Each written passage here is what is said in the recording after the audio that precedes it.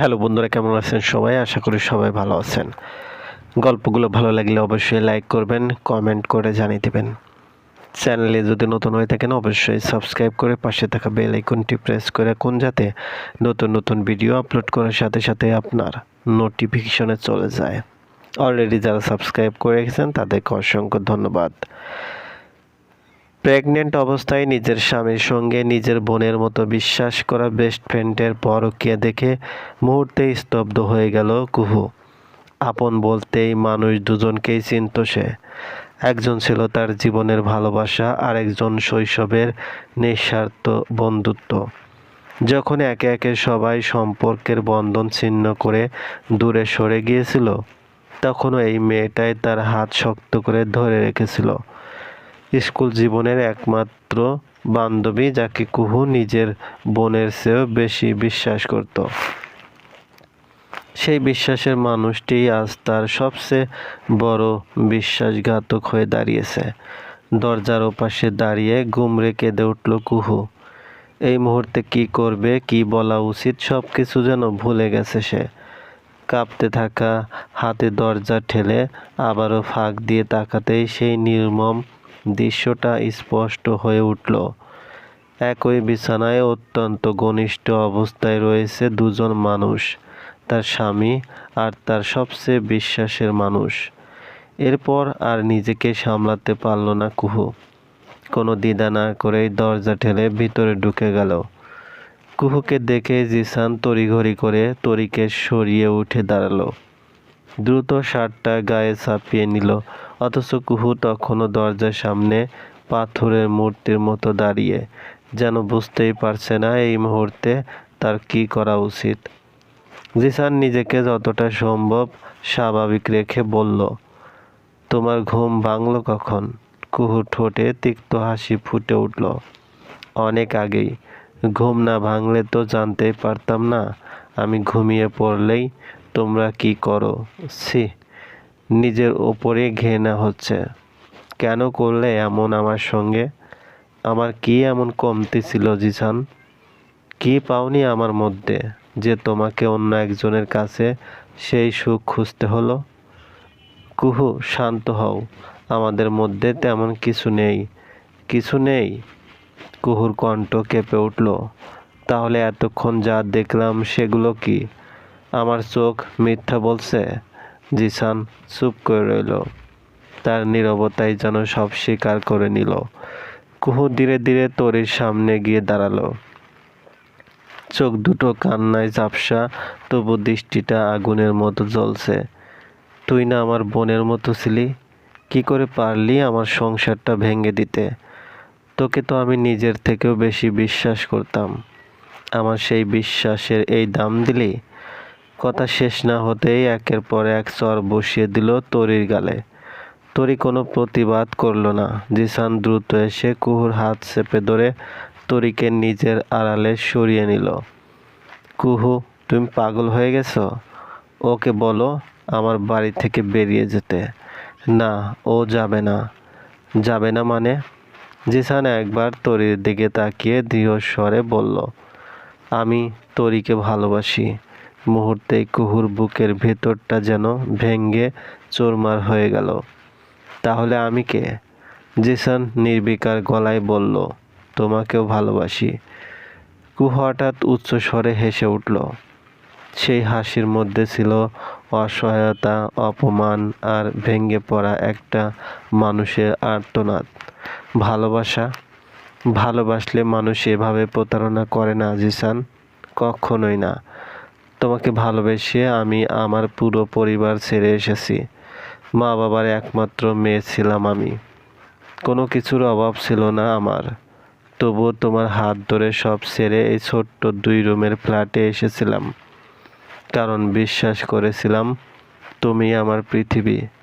জিসান ঠান্ডা গলায় বলল, আমি তো তোমাকে ছেড়ে দিচ্ছি না কুহু।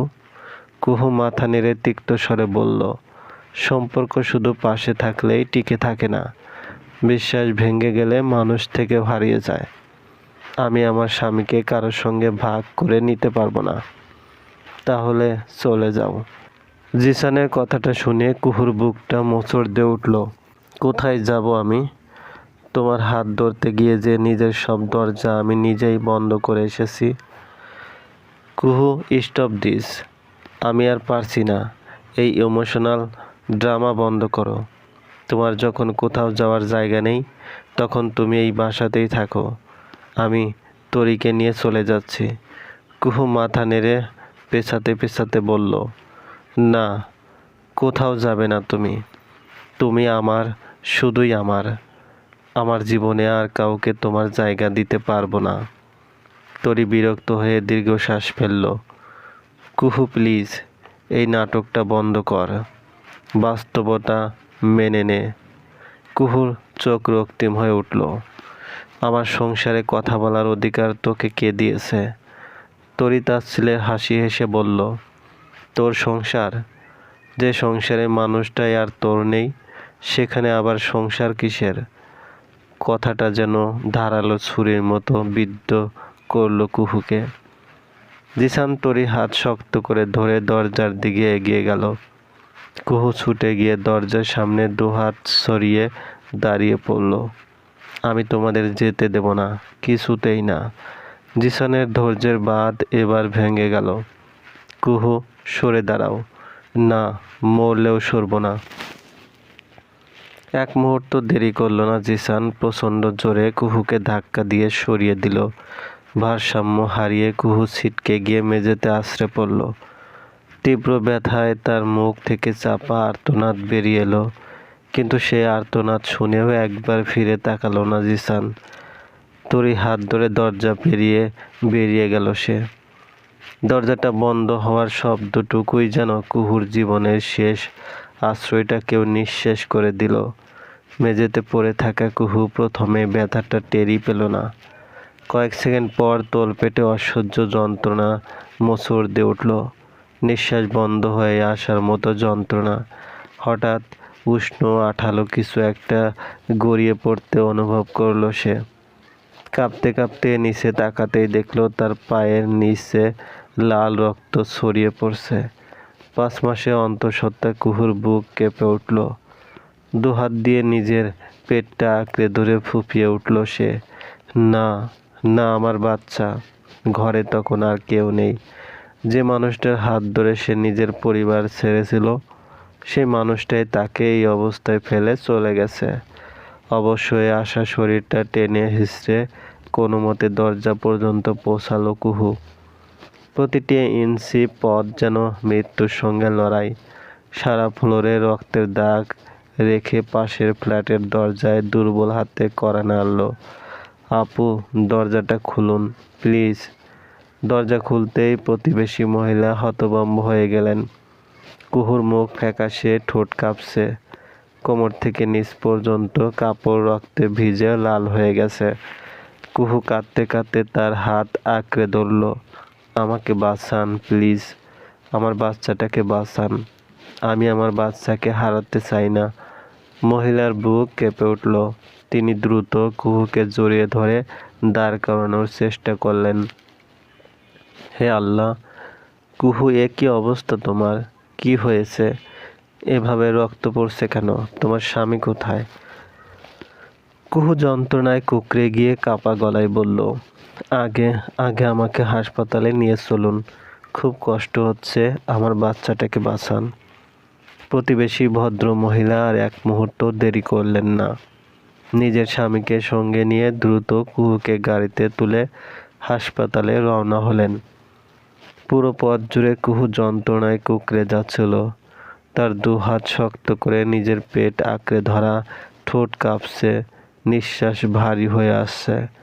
ভদ্রমহিলা কুহুর মাথায় হাত বুলিয়ে উদ্বিগ্ন কণ্ঠে বললেন, কুহু, জিসান কোথায়? ওকে ফোন করে তোমার অবস্থার কথা বলি। কুহু আদো খোলা চোখে তাকালো, ঠোঁট কাঁপলো। সে পালিয়ে গেছে। কথাটা শুনে ভদ্রমহিলা স্তব্ধ হয়ে গেলেন। নিজের 5 মাসে অন্তঃসত্ত্বা স্ত্রীকে এমন অবস্থায় ফেলে কোনো মানুষ কিভাবে চলে যেতে পারে? ভাবতেই বুকটা হু হু করে উঠল তার। মনে মনে শুধু একটাই দোয়া করতে লাগলেন, আল্লাহ, মেয়েটার যেন কিছু না হয়। কিছুক্ষণ নীরব থেকে তিনি আবার বললেন, তাহলে তোমার কোনো আত্মীয়র নম্বর দাও, তাদের খবর দিই। তোমার অবস্থা কিন্তু একদম ভালো না। কুহু চোখ বন্ধ করেই ফিসফিস করে বলল, আমার আমার কেউ নেই। কয়েক সেকেন্ড পর যেন হঠাৎ কিছু মনে পড়ল তার। আমার আম্মুকে একটা ফোন করবেন? অবশ্যই করব, নম্বরটা বলো। কুহু অস্পষ্ট স্বরে নম্বরটা বলে দিল। ঠিক তখনই হাসপাতালের জরুরি বিভাগের কয়েকজন নার্স এসে স্ট্রেচারে তুলে দ্রুত তাকে ভিতরে নিয়ে গেলেন। এত দ্রুত সব কিছু ঘটল যে নম্বরটা ঠিকমতো মিলিয়ে দেখারও সুযোগ পেলেন না ভদ্রমহিলা। তবু আর দেরি করলেন না, কাঁপা হাতে নম্বরটিতে কল দিলেন। 2 বার রিং হতেই ফোন রিসিভ হলো। ওপাশ থেকে ভেসে এলো এক নারী কণ্ঠ। হ্যালো, আপনি কি কুহুর পরিবারে কেউ বলছেন? কয়েক সেকেন্ড নীরব থেকে ওপাশের নারী গম্ভীর কণ্ঠে বললেন, আমাদের কোনো মেয়ে নেই, সে তো 7 মাস আগেই মারা গেছে। কথাগুলোর প্রতিটি শব্দে জমাট বাঁধা অভিমান স্পষ্ট। ভদ্রমহিলা বুঝে গেলেন ফোনটি সঠিক জায়গাতে এসেছে। তিনি শান্ত গলায় বললেন, শুনুন, এখন অভিমান করে থাকার সময় নয়। আর যদি রাগ ধরে রাখেন তাহলে হয়তো সারা জীবনের জন্য মেয়েকে হারাবেন। কুহুর অবস্থা খুবই সংকটজনক। 5 মাসের অন্তঃসত্ত্বা ও, প্রচুর রক্তক্ষরণ হচ্ছে, আর ওর স্বামীও এই মুহূর্তে ওর পাশে নেই। কথাগুলো শুনে মিনারা বেগমের বুকের ভেতরটা মোচড় দিয়ে উঠল। মাতৃত্বের সব অভিমান এক নিমিষেই গলে জল হয়ে গেল। ফোনটা হাত থেকে প্রায় পড়ে যেতে যেতে তিনি কাঁপা গলায় চিৎকার করে উঠলেন, ওগো, তাড়াতাড়ি এসো, আমার কুহু জান ভালো নেই, আমার কুহু। বাকিটা আর বলতে পারলেন না। হাউমাউ করে কেঁদে অজ্ঞান হয়ে মেঝেতে লুটিয়ে পড়লেন তিনি। ভিতরের ঘর থেকে ছুটে এলেন সেলিম মিয়া। স্ত্রীর মুখে পানি ছিটিয়ে জ্ঞান ফিরিয়ে সব ঘটনা শুনতেই আর এক মুহূর্ত দেরি করলেন না। তড়িঘড়ি করে স্ত্রীকে নিয়ে গাড়িতে উঠলেন, কিন্তু কোন হাসপাতালে যাবেন সেটাই তো জানা নেই। উদ্বিগ্ন হাতে তিনি সঙ্গে সঙ্গে সেই নম্বরে আবার ফোন করলেন। আসসালামু আলাইকুম, প্লিজ বলবেন আমার মেয়েকে কোন হাসপাতালে ভর্তি করা হয়েছে? ওপাশ থেকে উত্তর এলো, রাজশাহী মেডিকেল কলেজ হাসপাতালের জরুরি বিভাগে। আপনারা যত দ্রুত সম্ভব চলে আসুন। ডাক্তাররা চিকিৎসা শুরু করেছেন, তবে রোগীর অবস্থা এখনও আশঙ্কাজনক। প্রায় 1 ঘন্টার মধ্যেই রাজশাহী মেডিকেল কলেজ হাসপাতালের জরুরি বিভাগের সামনে এসে থামল সেলিম মিয়ার গাড়ি। গাড়ি থামার আগেই দরজা খুলে প্রায় দৌড়ে ভিতরে ঢুকে পড়লেন মিনারা বেগম। কান্নায় তার চোখ দুটো ফুলে লাল। 7 মাসের অভিমান মুহূর্তে মুছে গেছে। এখন তিনি শুধু একজন মা, যার বুক কাঁপছে সন্তানের জন্য। আমার মেয়ে কুহু কোথায়? আমার কুহু কোথায়? ডিউটিরত এক নার্স এগিয়ে এসে তাদের শান্ত করার চেষ্টা করলেন। আপনি রোগীর কি হন? আমি ওর মা। কথাটা বলতে গিয়েই গলা ধরে এলো মিনারা বেগমের।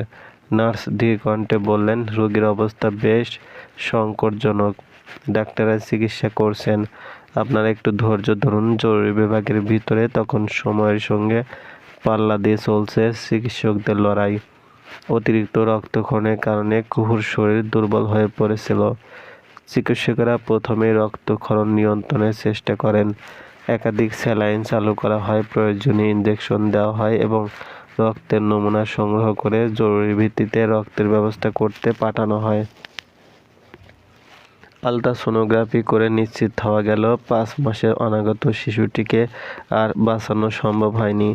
শিশুটির মৃত্যুর পর কুহুর শারীরিক ঝুঁকি কমাতে চিকিৎসকরা জরুরি প্রসূতি সংক্রান্ত প্রয়োজনীয় চিকিৎসা সম্পন্ন করেন, যাতে জ্বরের ভিতরে আর কোনো টিস্যু অবশিষ্ট না থাকে এবং সংক্রমণ বা অতিরিক্ত রক্তক্ষরণের ঝুঁকি কমে। পাশাপাশি শক্তিশালী অ্যান্টিবায়োটিক, ব্যথানাশক ও প্রয়োজনীয় ওষুধ দিলেন। রক্তচাপ, নাড়ির গতি, অক্সিজেনের মাত্রা এবং শ্বাস প্রশ্বাস প্রতি মুহূর্তে নিবিড়ভাবে পর্যবেক্ষণ করা হচ্ছিল। কিন্তু এত কিছুর পরও কুহুর অবস্থা স্থিতিশীল হচ্ছিল না। অতিরিক্ত রক্তক্ষরণে তার রক্তচাপ আশঙ্কাজনকভাবে নেমে গিয়েছিল। বারবার জ্ঞান হারাচ্ছিল সে। শরীরের বিভিন্ন অঙ্গের কার্যকারিতা স্বাভাবিক রাখতে নিবিড় পর্যবেক্ষণের প্রয়োজন দেখা দেয়। অবশেষে সিনিয়র গাইনোকোলজিস্ট ও অ্যানেস্থেসিয়া বিশেষজ্ঞের পরামর্শে কুহুকে দ্রুত আইসিইউতে স্থানান্তর করা হলো। আইসিইউতে নেওয়ার সময় তার মুখে অক্সিজেন মাস্ক পরিয়ে দেওয়া হলো।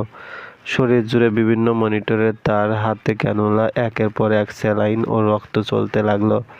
মনিটরে ক্ষীণ শব্দে ওঠানামা করছিল তার হৃদস্পন্দনের রেখা। আইসিইউর দরজা বন্ধ হয়ে যেতে মিনারা বেগম আর নিজেকে সামলাতে পারলেন না।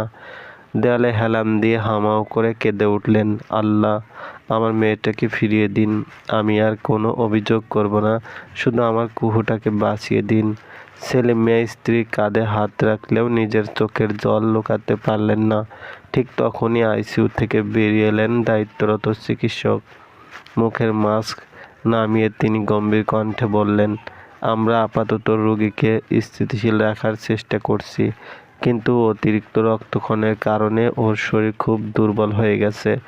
অনাগত শিশুটিকে আমরা আর বাঁচাতে পারিনি। এখন আমাদের পুরো মনোযোগ মায়ের জীবন বাঁচানোর দিকে। আগামী 24 ঘন্টা খুবই গুরুত্বপূর্ণ, আপনারা দোয়া করুন। চলবে। গল্প দ্বিতীয় বসন্ত, কলমে আরিব্বা চৌধুরী। সূচনা পর্ব। দ্বিতীয় বসন্ত, পর্ব 2। পাশের ফ্ল্যাটের ভদ্রমহিলা সবকিছু বুঝিয়ে দিয়ে মিনারা বেগম ও সেলিম মিয়ার কাছ থেকে বিদায় নিলেন। যাওয়ার আগে একবার আইসিইউর বন্ধ দরজার দিকে তাকিয়ে বললেন, মেয়েটা যেন বেঁচে যায়। হাসপাতালের দীর্ঘ করিডোরের পাশাপাশি বসে আছেন মিনারা বেগম আর সেলিম মিয়া। চারদিকে নিস্তব্ধতা, কেবল মনিটরে ক্ষীণ শব্দ, নার্সদের ব্যস্ত পদচারণা আর দূরে কোথাও কোনো স্বজনের কান্নার আওয়াজ ভেসে আসছে।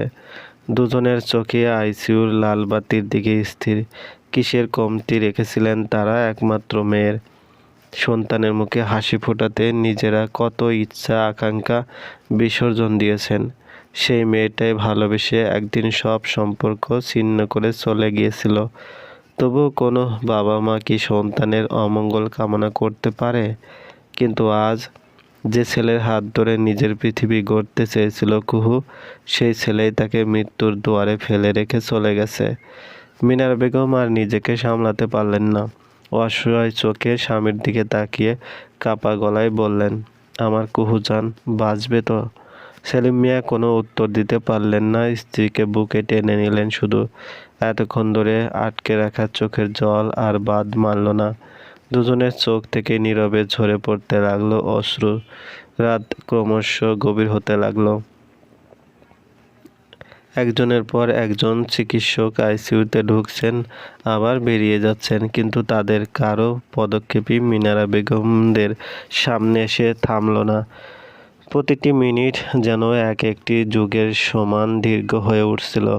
ফজরে আজান দেওয়ার কিছুক্ষণ আগে ভোর প্রায় 4টার দিকে আইসিইউর দরজা খুলে এক নার্স বেরিয়ে এলেন। উৎকণ্ঠায় দুজনে একসঙ্গে উঠে দাঁড়ালেন। নার্স হালকা হাসি দিয়ে বললেন, আলহামদুলিল্লাহ, রোগীর অবস্থা আগের তুলনায় অনেকটাই স্থিতিশীল, আপাতত আশঙ্কা মুক্ত বলা যায়। কিছুক্ষণের মধ্যেই আইসিইউ থেকে কেবিনে স্থানান্তর করা হবে। আল্লাহর শুকরিয়া আদায় করে মিনারা বেগম সিজদায় লুটিয়ে পড়লেন। বুকের ওপর থেকে যেন বিশাল এক পাথর নেমে গেল। সেলিম মিয়ার অনুরোধে কিছুক্ষণ পর কুহুকে কেবিনে স্থানান্তর করা হলো। তবে সে তখনও খুব দুর্বল। জ্ঞান ফিরেছে, কিন্তু চোখ খুলে তাকানো ছাড়া আর কিছু করার শক্তি নেই। মুখে কোনো কথা নেই, ঠোঁট শুকিয়ে সাদা হয়ে গেছে। হাতে স্যালাইনের ক্যানুলা, পাশে রক্ত চলছে। শরীরের প্রতিটি নড়াচড়া যেন অসহনীয় যন্ত্রণার জন্ম দিচ্ছে। কিছুক্ষণ পর দায়িত্বপ্রাপ্ত স্ত্রীরোগ বিশেষজ্ঞ কেবিনে প্রবেশ করলেন। রোগীর ফাইল কয়েক মুহূর্ত দেখে তিনি ভ্রু কুঁচকে মিনারা বেগমের দিকে তাকালেন। রোগীকে গর্ভাবস্থায় নিয়মিত কোনো চিকিৎসক দেখাচ্ছিলেন? প্রশ্নটা শুনে মিনারা বেগম থমকে এলেন। কেন ডাক্তার সাহেব? ডাক্তার গম্ভীর কণ্ঠে বললেন, আমরা রোগীর রক্তের রিপোর্ট ও প্রাথমিক তথ্য পর্যালোচনা করে দেখেছি উনি নিয়মিত শক্তিশালী ঘুমের ওষুধ সেবন করেছিলেন। সাধারণ অবস্থাতেও এ ধরনের ওষুধ চিকিৎসকের পরামর্শ ছাড়া খাওয়া উচিত নয়। আর গর্ভাবস্থায় তো আরও সতর্ক থাকতে হয়। এসব ওষুধ ভ্রূণ ও মায়ের দুজনের জন্যই ঝুঁকিপূর্ণ হতে পারে। কে ওষুধগুলো দিয়েছেন? মিনারা বেগম হতভম্ব হয়ে গেলেন। আমরা তো কিছুই জানি না। প্রেগনেন্ট একটা মেয়েকে ঘুমের ওষুধ তো আর আপনাদের মর্জি মতো খাওয়ালে চলবে না। নিশ্চয়ই কোনো ডাক্তারের পরামর্শ নিয়েছে। মিনারা বেগম নির্বাক, তার চোখ দুটো বড় হয়ে উঠল। মুহূর্তেই যেন ভয়ঙ্কর এক সত্য মাথার ভিতর বজ্রপাতের মতো আঘাত করল। কাঁপা গলায় তিনি ফিসফিস করে বললেন, তাহলে শুধু আজ নয়, আমার মেয়েটাকে কি এতদিন ধরে একটু একটু করে মৃত্যুর দিকে ঠেলে দেওয়া হচ্ছিল? এবার সেলিম মিয়া ধীর গলায় বললেন, ডাক্তার সাহেব, মেয়ে তো আমাদের সঙ্গে থাকে না। বিয়ের পর থেকে শ্বশুরবাড়িতেই থাকে। ওর দৈনন্দিন চিকিৎসা, ওষুধ এসবের কিছুই আমাদের জানা ছিল না। ডাক্তার দীর্ঘশ্বাস ফেললেন। বুঝতে পারছি। আপাতত রোগীকে মানসিক চাপ থেকে দূরে রাখুন। ওর শরীর যেমন ভেঙে পড়েছে তার চেয়েও বেশি ভেঙে পড়েছে মন। এখন শারীরিক চিকিৎসার পাশাপাশি মানসিক সাপোর্টও ওর জন্য সমান জরুরি। এদিকে পুরো বাসা জুড়ে কানাঘুষা শুরু হয়ে গেছে। এক ফ্ল্যাট থেকে আরেক ফ্ল্যাটে, এক বারান্দা থেকে অন্য বারান্দায় একই আলোচনা। শুনেছেন জিসান নাকি নিজের বউয়ের বেস্ট ফ্রেন্ডকে নিয়ে পালিয়েছে। আরে, মেয়েটা তো 5 মাসের প্রেগনেন্ট ছিল। আল্লাহ, মানুষ এতটা নিষ্ঠুর হতে পারে? খবরটা ছড়িয়ে পড়তে সময় লাগলো না। যারা গতকাল পর্যন্ত জিসানকে ভদ্র শান্ত ছেলে বলে জানত, তারাও আজ ঘৃণায় মুখ ফিরিয়ে নিতে লাগলো। এরই মধ্যে বাড়ির মালিক ক্ষুব্ধ মুখে কয়েকজন শ্রমিক নিয়ে ফ্ল্যাটে ঢুকলেন। এই খাটটা নামাও, আলমারিটা বের করো, সব বের করো। শ্রমিকরা একে একে আসবাবপত্র টেনে বাইরে আনতে লাগলো। বাড়ির সামনে মুহূর্তে ছোটোখাটো ভিড় জমে গেল। বাড়িওয়ালা ক্ষোভে ফুঁসতে ফুঁসতে বললেন, 3 মাসের বাসা ভাড়া বাকি রেখে মানুষ উধাও। বেটা তো আর ফিরবে না। এখন ভাড়ার টাকাটা অন্তত এসব জিনিসপত্র বিক্রি করে তুলতে হবে। তিনি রাগে দাঁত চেপে আবার বললেন, শুরুতেই সন্দেহ হয়েছিল। ঠিকঠাক কোনো কাজকর্ম করতো না। সারাদিন ঘরের দরজা বন্ধ করে কি করতো আল্লাহই জানে। তখনই ভাড়া দিতে চাইনি। মানুষের মুখের কথায় বিশ্বাস করে ভুল করেছি। চারপাশের লোকজনও নিজেদের মধ্যে ফিসফাস করতে লাগলো। বউটা হাসপাতালে মৃত্যুর সঙ্গে লড়ছে আর লোকটা অন্য মেয়েকে নিয়ে পালিয়েছে। এমন মানুষের জন্যই ভালোবাসা শব্দটার মান নষ্ট হয়। বাড়িওয়ালা তিক্ত হাসলেন। এতই যদি প্রেম ছিল তাহলে বউটাকে তালাক দিত। অন্তঃসত্ত্বা স্ত্রীকে রক্তাক্ত অবস্থায় ফেলে পালাতে বুক কাঁপল না? এমন পুরুষের আবার পৌরুষ কিসের? রাগে তার কণ্ঠ ভারী হয়ে উঠল। আল্লাহ সব দেখেন। মানুষের চোখ ফাঁকি দেওয়া যায়, কিন্তু আল্লাহর বিচার থেকে কেউ বাঁচতে পারে না। যে মেয়েটা নিজের সবকিছু ছেড়ে ওর সঙ্গে এসেছিল, সেই মেয়েটাকেই মৃত্যুর মুখে ঠেলে দিয়েছে। এমন জানোয়ারদের উপর আল্লাহর গজব নেমে আসুক। বাড়িওয়ালার রাগান্বিত কথায় আশেপাশে দাঁড়িয়ে থাকা কেউ চাপা হাসি হাসলো। আবার কেউ এগিয়ে এসে তাকে শান্ত করার চেষ্টা করলো। আরে চাচা, একটু শান্ত হন। রাগ করে তো আর কিছু হবে না। আরেকজন বলল, আগে মানুষ দুটোকে খুঁজে বের করার দরকার, পরে ভাড়ার হিসাব নিকাশ করবেন। বাড়িওয়ালা চোখ রাঙিয়ে বললেন, খুঁজে কি করব? পালিয়েছে যখন আর ফিরবে নাকি? বেটার চরিত্রই এমন।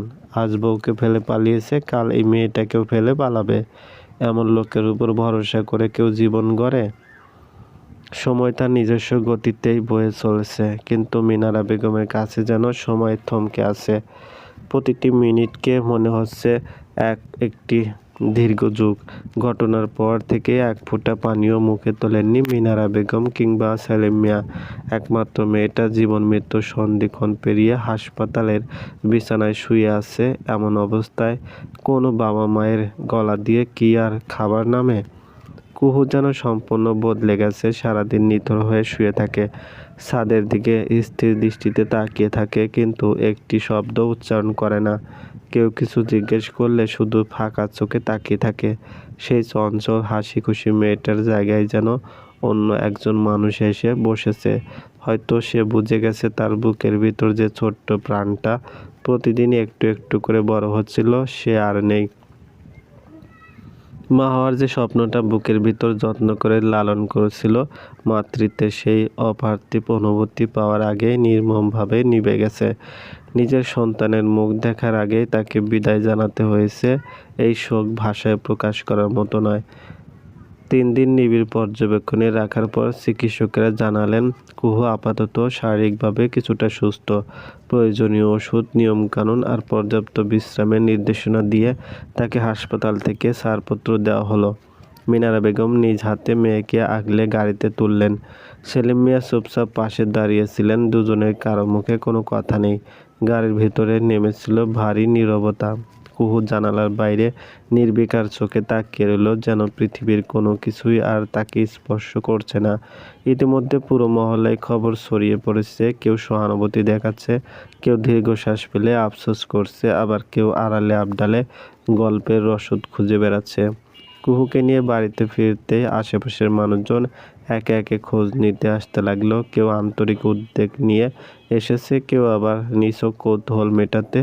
বারান্দা, উঠান, গেটের সামনে ছোট ছোট দলে ভাগ হয়ে চলতে লাগলো চাপা ফিসফাস। একজন দীর্ঘশ্বাস ফেলে বললেন, আহারে, মেয়েটা মা বাবার অমতে ঘর ছেড়ে গিয়ে কেই বা পেল। আর যদি বাবা মায়ের কথা মতো বিয়ে করতো, তাহলে হয়তো এমন দিন দেখতে হতো না। পাশে দাঁড়িয়ে থাকা আরেকজন মাথা নেড়ে সায় দিলেন, তাই তো বলি, বড়দের কথা অমান্য করলে শেষ পরিণতি এমনই হয়।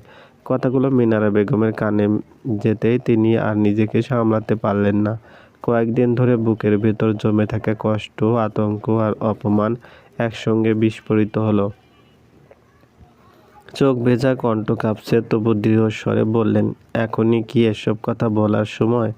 আমার মেয়েটা মৃত্যুর মুখ থেকে ফিরে এসেছে, এখনও ঠিকমতো চোখ তুলে তাকাতে পারে না। আর আপনারা এসেছেন ওর ভুলের বিচার করতে। চারপাশের চাপা গুঞ্জন ধীরে ধীরে স্মিত হয়ে এলো। কেউ বিব্রত মুখে মাথা নিচু করলো, কেউ আবার ঠোঁট বাঁকিয়ে একে অপরের দিকে তাকিয়ে বাড়ির পথ ধরল। মুহূর্তেই উঠানটা প্রায় ফাঁকা হয়ে গেল। তবে যাওয়ার সময়ও দুই একজনের চাপা ফিসফিসানি থামল না।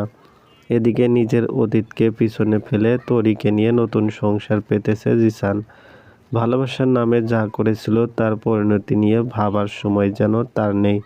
এতদিনের জমানো সামান্য সঞ্চয়টুকু বিয়ে, নতুন বাসা ভাড়া, আসবাবপত্র আর প্রয়োজনীয় সংসার জিনিসপত্র কিনতে শেষ হয়ে গেছে।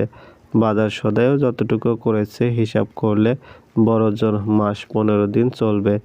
জিসান নির্বিকার ভঙ্গিতে বলল, এই কদিন যাক, তারপর একটা চাকরি খুঁজে নেব, সব ঠিক হয়ে যাবে। কিন্তু সত্যি কি এত সহজে সব ঠিক হয়ে যায়? বিয়ের আজ 3 দিন পর তরির নিজের পরিবারের কথা মনে পড়তেই চোখ ভিজে উঠল। অনেক সাহস সঞ্চয় করে মায়ের নম্বরটাই ফোন দিল সে। 2 বার রিং হওয়ার পর ফোন রিসিভ করলেন রেহানা বেগম। হ্যালো। মায়ের কণ্ঠ শুনে তরির গলা ধরে এলো। আম্মু। এক মুহূর্তের জন্য ওপাশে নীরবতা নেমে এলো। পরক্ষণে বজ্রপাতের মতো গর্জে উঠলেন রেহানা বেগম। আম্মু ডাকবি না আমায়? তোর মুখে আর ওই ডাক শুনতে চাই না। তরি কেঁদে ফেলল। আম্মু, আমার কথা একবার শোনো। কি শুনবো? আর কত লজ্জা দিবি আমাদের? যে মেয়েকে মানুষ করতে এত কষ্ট করেছি, সেই আজ আর একজনের স্বামী কেড়ে নিয়ে পালিয়েছে। ছি ছি। তোর জন্য পুরো পাড়ায় আমাদের মুখ দেখানোর উপায় নেই। আত্মীয় স্বজন, প্রতিবেশী, যার সঙ্গে দেখা হচ্ছে সবাই এক প্রশ্ন করছে। লজ্জায় মাথা তুলতে পারি না।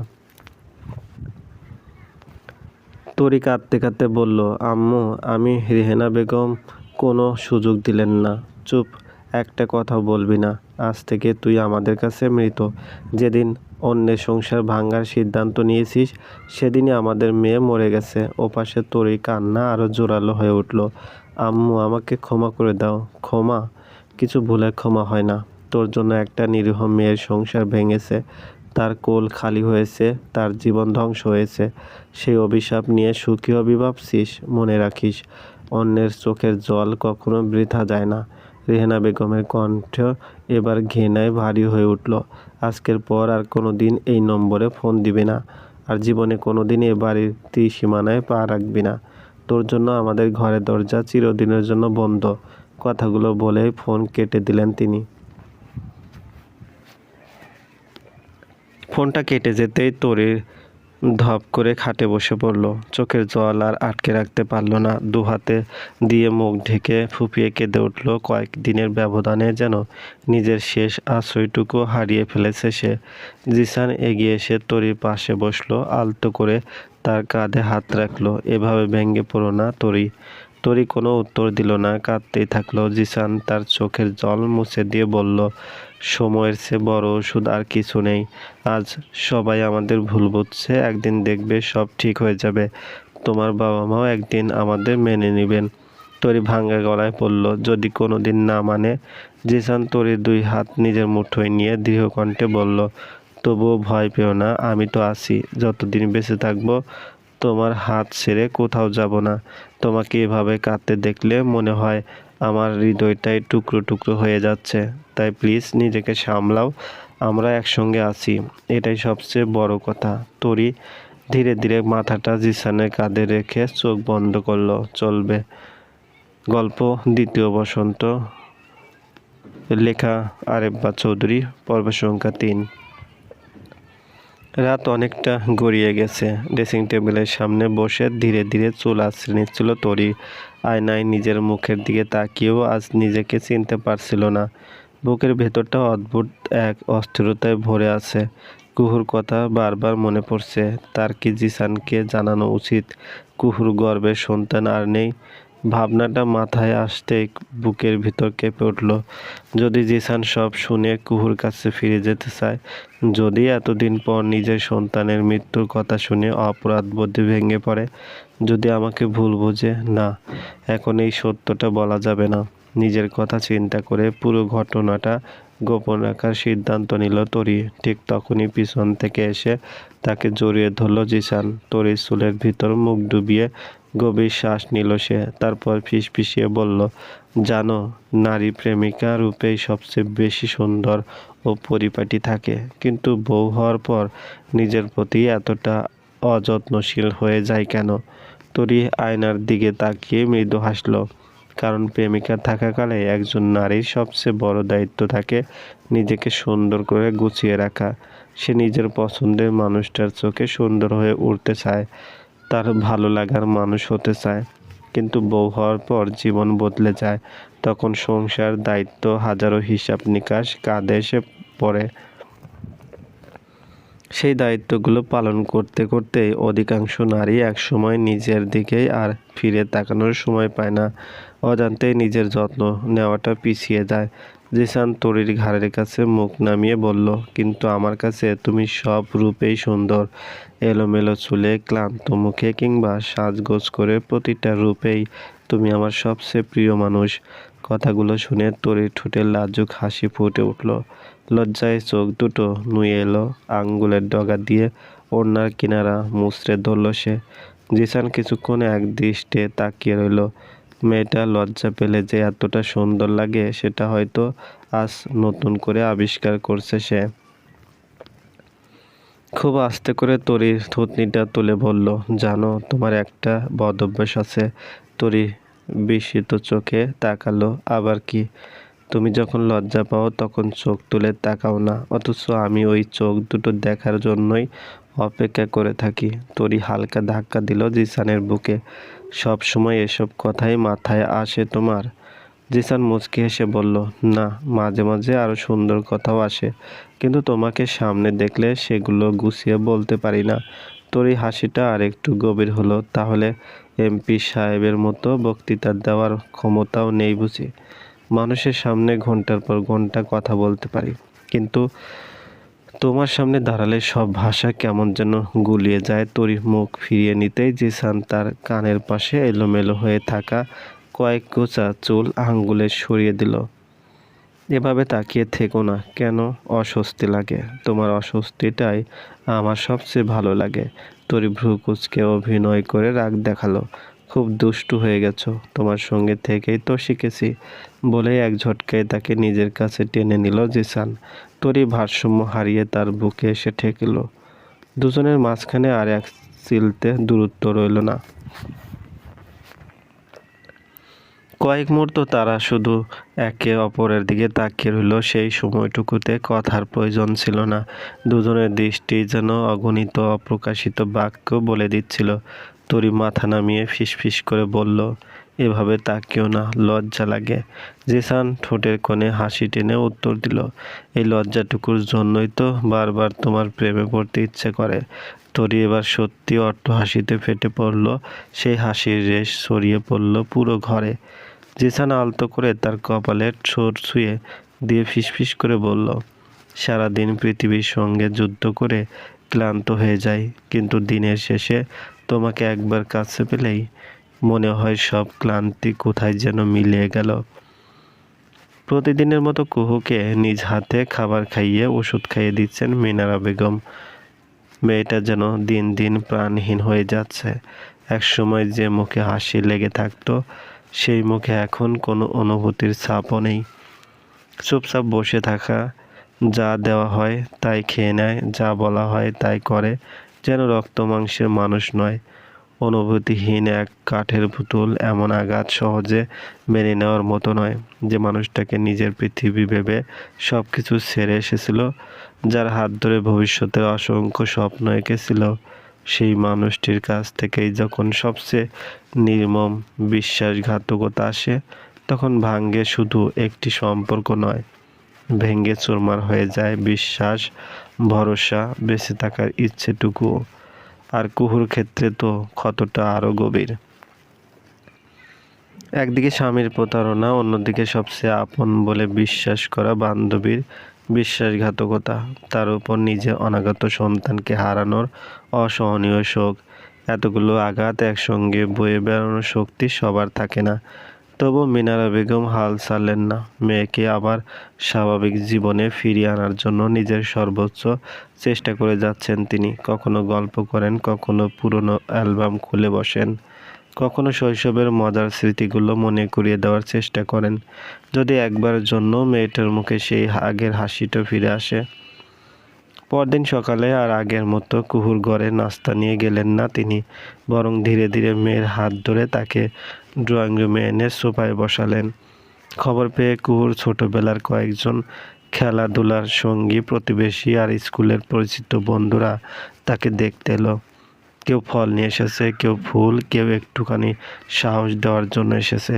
সবাই একে একে কুহুর পাশে বসে কথা বলার চেষ্টা করলো।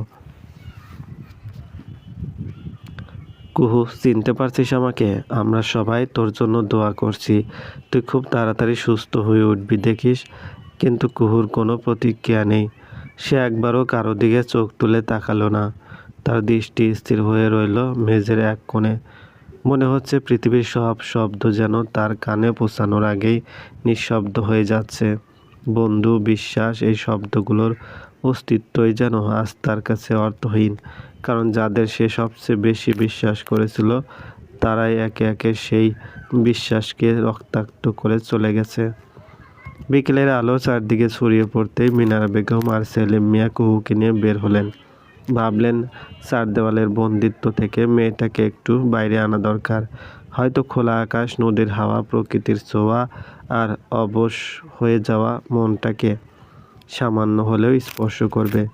তারা গিয়ে বসলেন পদ্মা নদীর তীরে, রাজশাহী শহরের টিবাদ এলাকায়। বিকেলের সোনালি রোদ তখন পদ্মার বুকে ঝিলমিল করছে। দূরে মাঝিদের নৌকা ধীরে ধীরে ভেসে যাচ্ছে। কোথাও শিশুদের হাসির শব্দ, কোথাও পরিবারের সঙ্গে ঘুরতে আসা মানুষের কোলাহল। অথচ সেই প্রাণ চঞ্চল পরিবেশের মাঝেও কুহু যেন সম্পূর্ণ আলাদা এক জগতে বসে আছে।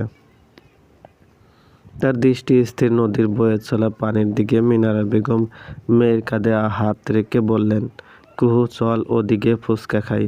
ছোটবেলায় তো তুই এক প্লেট খেয়ে আর এক প্লেটের বায়না ধরতিস।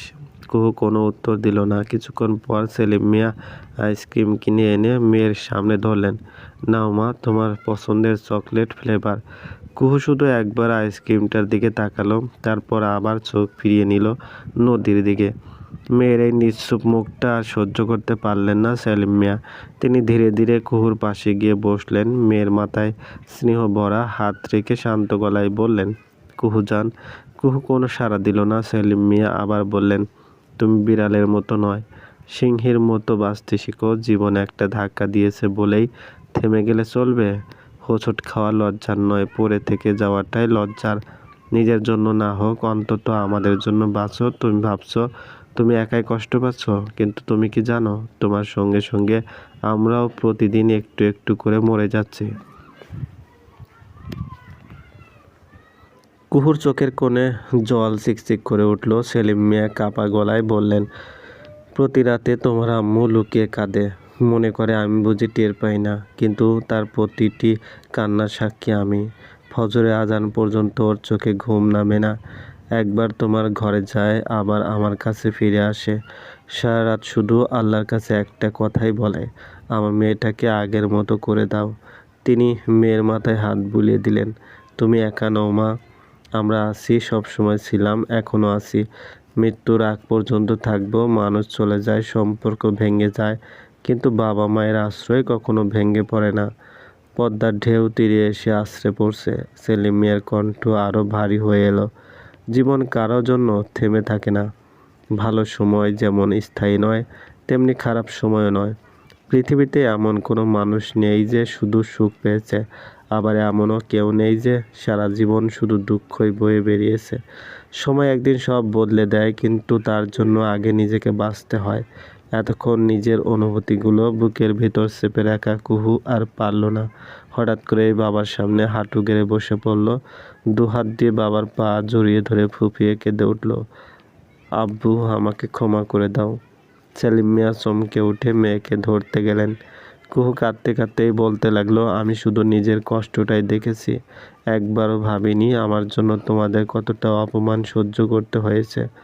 মানুষ তোমাদের কত কথা শুনিয়েছে, কত আঙ্গুল তুলেছে, অথচ আজও আমি নিজের শোক নিয়েই পড়ে আছি।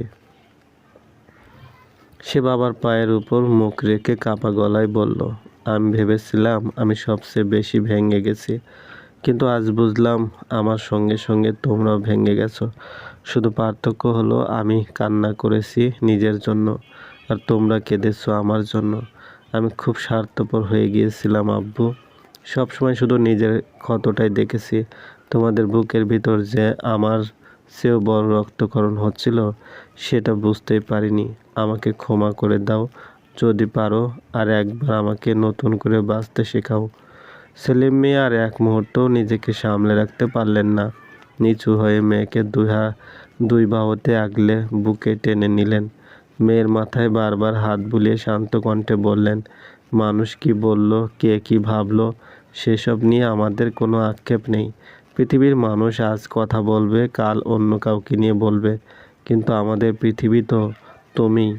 তুমি ভালো থাকলেই আমাদের ঘর আলোয় ভরে ওঠে, তুমি কষ্টে থাকলে এই বাড়ির প্রতিটা দেওয়ালও যেন কেঁদে ওঠে।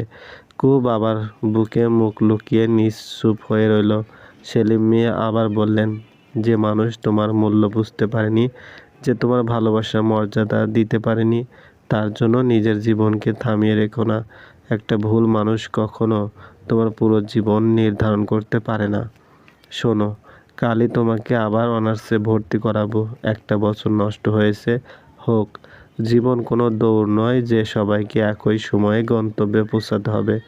কেউ একটু আগে পৌঁছায়, কেউ একটু পরে, তাই বলে পথ তো থেমে থাকে না। তুমি আবার বই হাতে নাও, নতুন করে স্বপ্ন দেখো, নিজের একটা পরিচয় তৈরি করো। মনে রেখো, যে মানুষ নিজের পায়ে দাঁড়াতে শেখে, তাকে ভেঙে দেওয়া এত সহজ নয়। কুহুর চোখ ভিজে উঠল। সে ধীরে ধীরে মাথা নেড়ে সম্মতি জানালো, আচ্ছা আব্বু, আমি চেষ্টা করব। এই ছোট্ট বাক্যটাই যেন সেলিম মিয়ার কাছে পৃথিবীর সবচেয়ে বড় স্বস্তি হয়ে এলো। দীর্ঘদিন পর প্রথমবারের মতো তার মনে হলো মেয়েটা হয়তো সত্যি ফিরে আসার চেষ্টা করছে। সন্ধ্যা গড়িয়ে রাত নামলো। প্রতিদিনের মতো মিনারা বেগম খাবারের ট্রে হাতে কুহুর ঘরের দিকে যাচ্ছিলেন। দরজার কাছে পৌঁছাতেই দেখলেন কুহু নিজেই ধীরে ধীরে ঘর থেকে বেরিয়ে আসছে। মিনারা বেগম বিস্ময়ে থমকে গেলেন।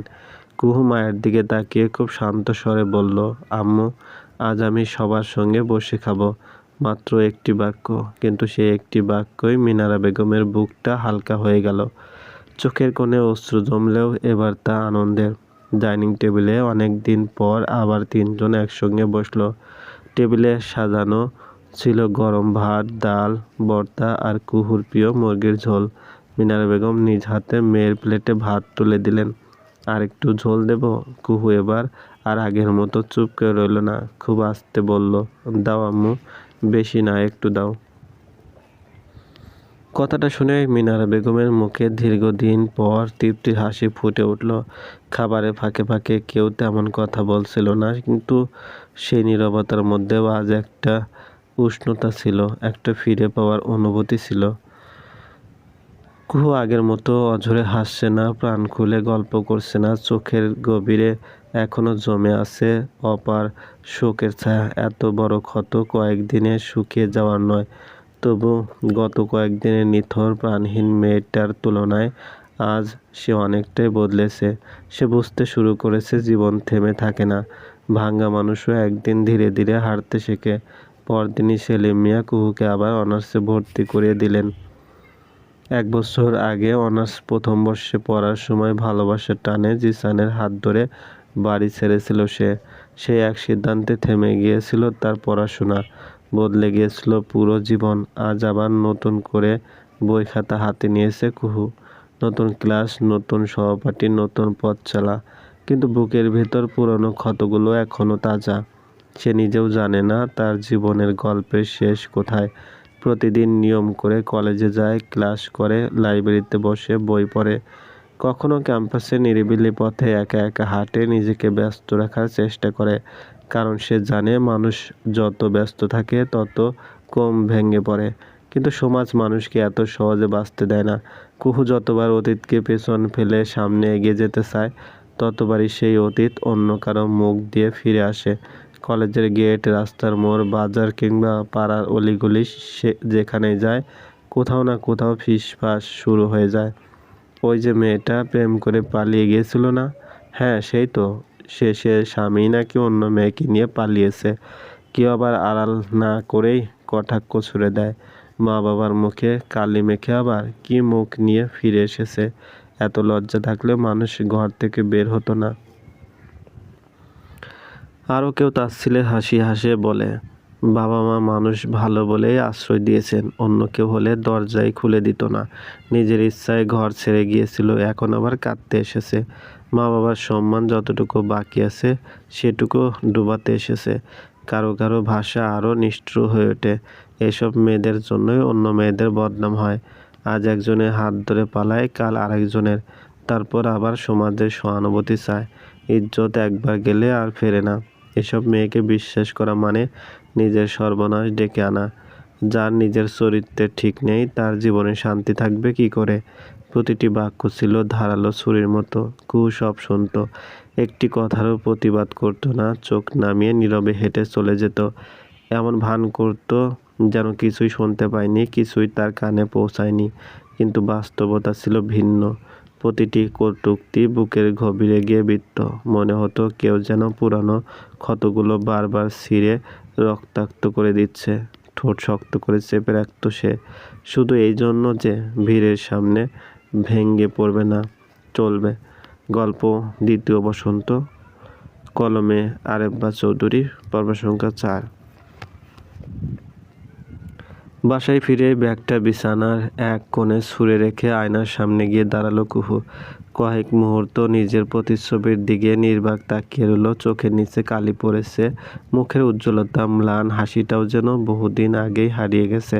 আয়নায় ভেসে ওঠা নিজের চোখের দিকে তাকিয়ে খুব আস্তে বলল, আমার মতো কি জিসানকেও মানুষের সামনে মাথা নিচু করে চলতে হয়? নাকি সমাজের চোখে কলঙ্ক শুধু মেয়েদের গায়ে লাগে? একজন পুরুষ প্রতারণা করলে তাকে সবাই ভুলে যায়, আর একজন নারী একবার ভুল করলে সেই দাগ সারা জীবন বয়ে বেড়াতে হয়। ঠোঁট কেঁপে উঠল তার। আমার করা ভুলের শাস্তি আর কতদিন? আল্লাহ, আর কত? মাথার ভিতর অসহ্য যন্ত্রণা শুরু হলো। দুহাতে কপাল চেপে ধরে চোখ বন্ধ করলো সে। উফ! একটা দীর্ঘশ্বাস বেরিয়ে এলো বুকের ভেতর থেকে। সে যতবার জিসানকে ভুলে যেতে চেয়েছে, ততবারই কোনো না কোনো স্মৃতি এসে তাকে গ্রাস করেছে। মানুষটা তার জীবনে নেই, তবু তার স্মৃতিগুলো যেন এখনো ঘরের প্রতিটি দেওয়ালে, প্রতিটি নিঃশ্বাসে লেগে আছে। অদ্ভুত এক দ্বন্দ্বে আটকে গেছে কুহু। সে চাইলেও জিসানকে পুরোপুরি ঘৃণা করতে পারে না। আবার ক্ষমাও করতে পারে না। যখন অনাগত সন্তানের কথা মনে পড়ে তখন বুকের ভিতর আগুন জ্বলে ওঠে। মনে হয় যদি আর একবার জিসানের সামনে দাঁড়াতে পারত তাহলে সব অপমান, সব বিশ্বাসঘাতকতার হিসাব এক নিঃশ্বাসে চুকিয়ে দিত। তারপরেই মনে পড়ে এই মানুষটার হাত ধরেই তো একদিন সে পৃথিবীর বিরুদ্ধে দাঁড়িয়েছিল। মা বাবার এক মা বাবার একমাত্র আদরের মেয়ে হয়েও ভালোবাসার টানে সব ছেড়ে চলে এসেছিল। নিজের সাজানো ঘর, আপন মানুষ, বিলাসী জীবন সব কিছু পেছনে ফেলে এক অনাথ ছেলের হাত ধরে উঠে এসেছিল 2 রুমের ছোট্ট একটি ভাড়া বাসায়। সেদিন মনে হয়েছিল ভালোবাসা থাকলে আর কিছুর প্রয়োজন হয় না। আর সেই একরোখা সিদ্ধান্তে ভেঙে পড়েছিলেন সেলিম মিয়া আর মিনারা বেগম। অভিমান, অপমান আর ক্ষোভে মেয়ের সঙ্গে সব ধরনের যোগাযোগ বন্ধ করে দিয়েছিলেন তারা। তখন সত্যিই কুহুর পৃথিবীতে আপন বলতে কেউই ছিল না, শুধু একজন ছাড়া, তরি। স্কুল জীবনের সেই বন্ধু যাকে কুহু নিজের বোনের চেয়ে বেশি বিশ্বাস করত। প্রতিদিন ফোন করত তরি। কুহু, কাঁদিস না, দেখিস একদিন সব ঠিক হয়ে যাবে। তোরা সুখে থাকলে আমি খুশি। এই কথাগুলোই তখন কুহুর ভরসা ছিল। তারপর একদিন জানতে পারল তার শরীরের ভিতর আরেকটি ছোট্ট প্রাণ ধীরে ধীরে বেড়ে উঠছে। সেদিন আনন্দে আত্মহারা হয়ে গিয়েছিল সে। আত্মীয় স্বজনকে ডাকবার মতো কেউ ছিল না। মা বাবার সঙ্গে সম্পর্ক ছিন্ন, শ্বশুর বাড়ি বলতে কিছু নেই।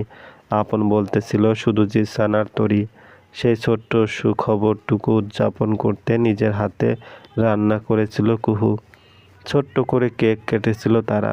3 জন মিলে কত হাসাহাসি, কত ছবি তোলা, কত ভবিষ্যতের স্বপ্ন। তখন কি একবারও বুঝেছিল সেই ছবিগুলোর একজনই একদিন তার জীবনের সবচেয়ে বড় বিশ্বাসঘাতক হয়ে উঠবে? না, মানুষ নিজের সর্বনাশের আগামী বার্তা কখনো আগে থেকে বুঝতে পারে না। গর্ভাবস্থায় দিনগুলো যত এগোচ্ছিল, জিসান প্রতিদিন অফিসে চলে যেত।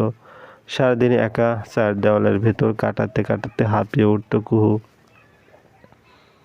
একটা সময় বুঝতে পারল মানুষের শুধু যত্ন নয়, কথা বলারও একজন মানুষ প্রয়োজন। সেই কারণেই প্রায় প্রতিদিন তরিকে ডেকে আনত। তরি সকালে এসে সারাদিন থাকতো, গল্প করত, রান্নাঘরে সাহায্য করত, কখনো একসঙ্গে সিনেমা দেখত, কখনো শিশুর নাম নিয়ে পরিকল্পনা করত। সন্ধ্যা নামলে নির্জন গলি দিয়ে একা যেতে হবে বলে জিসান নিজেই তরিকে পৌঁছে দিয়ে আসতো। সব কিছু এতটাই স্বাভাবিক মনে হতো যে কখনো সন্দেহ জাগেনি কুহুর মনে। মাসখানেক পর একদিন জিসান এসে জানালো তার চাকরিটা চলে গেছে। কথাটা শুনে কুহুর বুক কেঁপে উঠেছিল। সন্তান আসতে আর বেশি দেরি নেই। ঠিক এমন সময় চাকরি চলে যাওয়া মানে নতুন এক অনিশ্চয়তা। কিন্তু জিসান হাসি মুখে বলেছিল, ভয় পেও না, আল্লাহ একটা রাস্তা বন্ধ করলে আরেকটা খুলে দেন। খুব তাড়াতাড়ি নতুন চাকরি হয়ে যাবে। সেদিন খুব বিশ্বাস করেছিল, অন্ধের মতো বিশ্বাস করেছিল। চাকরি না থাকায় জিসান সারাদিন বাসাতেই থাকতো। অন্যদিকে অভ্যাসবশত তরিও প্রতিদিনের মতো চলে আসতো। একই ছাদের নিচে, একই ঘরে, একই সময়। কখন কিভাবে তাদের সম্পর্ক বন্ধুত্বের সীমা পেরিয়ে অন্য রূপ নিল কুহু টেরই পেল না। হঠাৎই আয়নায় নিজের ভেজা চোখের দিকে তাকিয়ে কুহু দীর্ঘশ্বাস ফেলল। চোখের কোণে জমে থাকা জলটুকু আঙুলের পিঠ দিয়ে মুছে ঠোঁটের কোণে একরাশ তিক্ত হাসি ফুটিয়ে বলল, না, শুধু ওরা দুজনই অপরাধী নয়, অপরাধী আমিও। কথাগুলো বলতে গিয়েও গলা কেঁপে উঠল। আমার বোঝা উচিত ছিল, বিশ্বাস যত গভীরই হোক, মানুষ তো মানুষই। আগুন আর ঘি পাশাপাশি থাকলে একসময় ঘি গলবেই। আমি ভেবেছিলাম তরি আমার একাকিত্ব ভাগ করে নেবে। বুঝতে পারিনি একদিন সেই মানুষটাই আমার পুরো জীবনটাকে শূন্য করে দেবে। সে আবার আয়নায় নিজের দিকে তাকালো। হয়তো এটাই আমার নিয়তি কিংবা আমার ভুল সিদ্ধান্তগুলোর মূল্য। তবে এবার আর কাউকে দোষ দিয়ে লাভ নেই। এখন থেকে আমাকে নিজের ভাঙা জীবনটাকেই আবার নিজের হাতে গড়ে তুলতে হবে। কুহু তখনও আয়নার সামনে দাঁড়িয়েছিল। চোখের কোণের শেষ অশ্রুবিন্দুটুকু আঙ্গুলের ডগায় মুছে ফেলল। ঠিক সেই মুহূর্তেই দরজায় মৃদু শব্দ হলো। দরজা খানিকটা ফাঁক করে ভেতরে ঢুকলেন মিনারা বেগম। মেয়ের মুখটা একবার দেখে বুঝে গেলেন আবারও পুরনো স্মৃতিরা তাকে গ্রাস করেছিল। তবু কিছুতেই জিজ্ঞেস করলেন না। সব প্রশ্নের উত্তর শব্দে পাওয়া যায় না, কিছু উত্তর মানুষের চোখে লেগে থাকে। তিনি ধীরে ধীরে এগিয়ে এসে কুহুর পাশে বসলেন। মেয়ের এলোমেলো চুলগুলো কানের পাশে সরিয়ে দিয়ে স্নেহভরা কণ্ঠে বললেন, কলেজে আজ কেমন সময় কাটলো মা? কুহু একবার মায়ের দিকে তাকিয়ে আবার চোখ নামিয়ে নিল। মিনারা বেগম মৃদু হেসে আবার প্রশ্ন করলেন, নতুন কারোর সঙ্গে পরিচয় হয়েছে? কোনো মেয়ের সঙ্গে বন্ধুত্ব হলো? প্রশ্নটা শুনতেই কুহুর মুখে রং বদলে গেল। কয়েক মুহূর্ত আগের ক্ষীণ হাসিটুকুও মিলিয়ে গেল নিমিষে। বন্ধু শব্দটা যেন আজও তার বুকের ভিতর গভীর ক্ষত তৈরি করে। খুব ধীরে ভাঙা গলায় বলল, আর বন্ধু দিয়ে কি হবে আম্মু? একা থাকতে শিখে গেছি। একা থাকলে অন্তত কাউকে হারানোর ভয় থাকে না। কাউকে বিশ্বাস করতে হয় না, কাউকে নিয়ে দুঃস্বপ্নও দেখতে হয় না। মিনারা বেগমের বুকটা মোচড় দিয়ে উঠল। তিনি বুঝতে পারলেন তোরই বিশ্বাসঘাতকতা শুধু একটি সম্পর্ক ভাঙেনি, মেয়েটার মানুষের উপর আস্থাটুকুও ভেঙে দিয়েছে। তবু তিনি আর প্রসঙ্গটা টানলেন না। জোর করে কোনো ভাঙা মন জোড়া দেওয়া যায় না, সময়কে তার নিজের কাজ করতে দিতে হয়। তিনি আলতো করে কুহুর মাথায় হাত বুলিয়ে দিলেন। সব মানুষ একরকম হয় না মা, তবে এখন এসব নিয়ে ভাবতে হবে না। আগে নিজেকে গুছিয়ে নাও, বাকিটা সময়ের উপর ছেড়ে দাও। কুহু কোনো উত্তর দিল না, শুধু মায়ের হাতের উষ্ণ স্পর্শটা অনুভব করতে লাগলো। মিনারা বেগম উঠে দাঁড়িয়ে দরজার দিকে এগিয়ে গিয়ে ফিরে তাকালেন। মুখে স্নেহমাখা হাসি এনে বললেন, নিচে এসো, তোমার পছন্দের রান্না করেছি। অনেকক্ষণ হলো খাবার বেড়ে রেখেছি, ঠান্ডা হয়ে যাবে। কুহু মায়ের দিকে তাকিয়ে অনেকদিন পর একটুখানি স্বাভাবিক হাসল। একটা চাকরির আশায় দিনের পর দিন অফিস থেকে অফিসে ঘুরে বেড়াচ্ছে জিসান। সকালে বের হয়, ফিরে আসে সন্ধ্যা গড়িয়ে রাত হলে। হাতে ফাইল নেই, শিক্ষাগত সনদের কপি নেই, এমনকি জাতীয় পরিচয়পত্রের ফটোকপিটাও সঙ্গে নেই। যেখানে যায় সেখানে একই প্রশ্ন, সিবি এনেছেন? সার্টিফিকেটের ফটোকপি, এনআইডি? প্রতিবারই বিব্রত মুখে মাথা নিচু করে দাঁড়িয়ে থাকে জিসান। তোরই হাত ধরে তাড়াহুড়ো করে বেরিয়ে আসার সময় এক কাপড়ে ঘর ছেড়েছিল সে। তখন মনে হয়েছিল পৃথিবীতে ভালোবাসা থাকলে সব কিছু জয় করা যায়। আজ বুঝতে পারছে শুধু ভালোবাসা দিয়ে সংসার চলে না, সংসার চালাতে প্রয়োজন দায়িত্ব, স্থিরতা আর উপার্জন। নতুন সংসারে খরচ নেই করেও কম নয়। বাসা ভাড়া, বাজার সদাই, বিদ্যুৎ বিল, গ্যাস বিল, একটার পর একটা হিসাব মাথার ভিতর ঘুরপাক খায়। তোরই মাঝে মধ্যে কোথাও ঘুরতে যাওয়ার কথা বলে না ঠিকই, তবু জিসান বুঝতে পারে নতুন বউয়ের ছোট্ট ছোট কিছু স্বপ্ন থাকে। দুজন মিলে কোথাও ঘুরতে যাওয়া, একসঙ্গে বসে ভালো কোনো রেস্টুরেন্টে খাওয়া, এসব ইচ্ছে তারও আছে। কিন্তু পকেটে যখন টাকা থাকে না, তখন ইচ্ছেগুলো চুপচাপ মরে যায়। রাস্তার পাশে একটা চায়ের দোকানে বসে এক কাপ চায়ের অর্ডার দিল জিসান। ধোয়া ওঠা কাপটার দিকে নির্বাক তাকিয়ে থাকতে থাকতে আচমকাই কুহুর কথা মনে পড়ে গেল। অজান্তে দীর্ঘশ্বাস বেরিয়ে এলো, মনে মনে বলল, কুহু জান, কেমন আছো তুমি? তার চোখের সামনে ভেসে উঠল কুহুর হাসিমাখা মুখ। আস্তে করে আবার বিড়বিড় করলো, আর আমার বাচ্চাটা, সে কেমন আছে? আমাদের সম্পর্কটা তো এমন হওয়ার কথা ছিল না, সব কিছু এত দূর গড়ানোরও কথা ছিল না। কয়েক মুহূর্ত চুপ থেকে নিজের মনকেই যেন বোঝাতে চাইল, তুমি যদি তরিকে মেনে নিতে, তাহলে কি এমন ক্ষতি হতো? পৃথিবীতে কি মানুষ সতীর নিয়ে সংসার করে না? তোমাকেও তো ছাড়তে চাইনি আমি। নিজের কথাগুলো তার কাছেই অদ্ভুত শোনালো, তবু সে সেগুলোই সত্যি বলে বিশ্বাস করতে চাইল। পকেট থেকে ফোন বের করে কুহুর নম্বরটা খুঁজে বের করলো, একবার কল দিল, ফোন বন্ধ। আবার চেষ্টা করলো, তবু একই উত্তর, ফোন বন্ধ। তৃতীয়বার একই ফল। জিসান ফোনটা নামিয়ে মলিন হেসে ফেলল। খুব অভিমান করেছো তাই না? হয়তো সিমটাই বদলে ফেলেছো, আমার সঙ্গে আর কোনো সম্পর্ক রাখতে চাও না।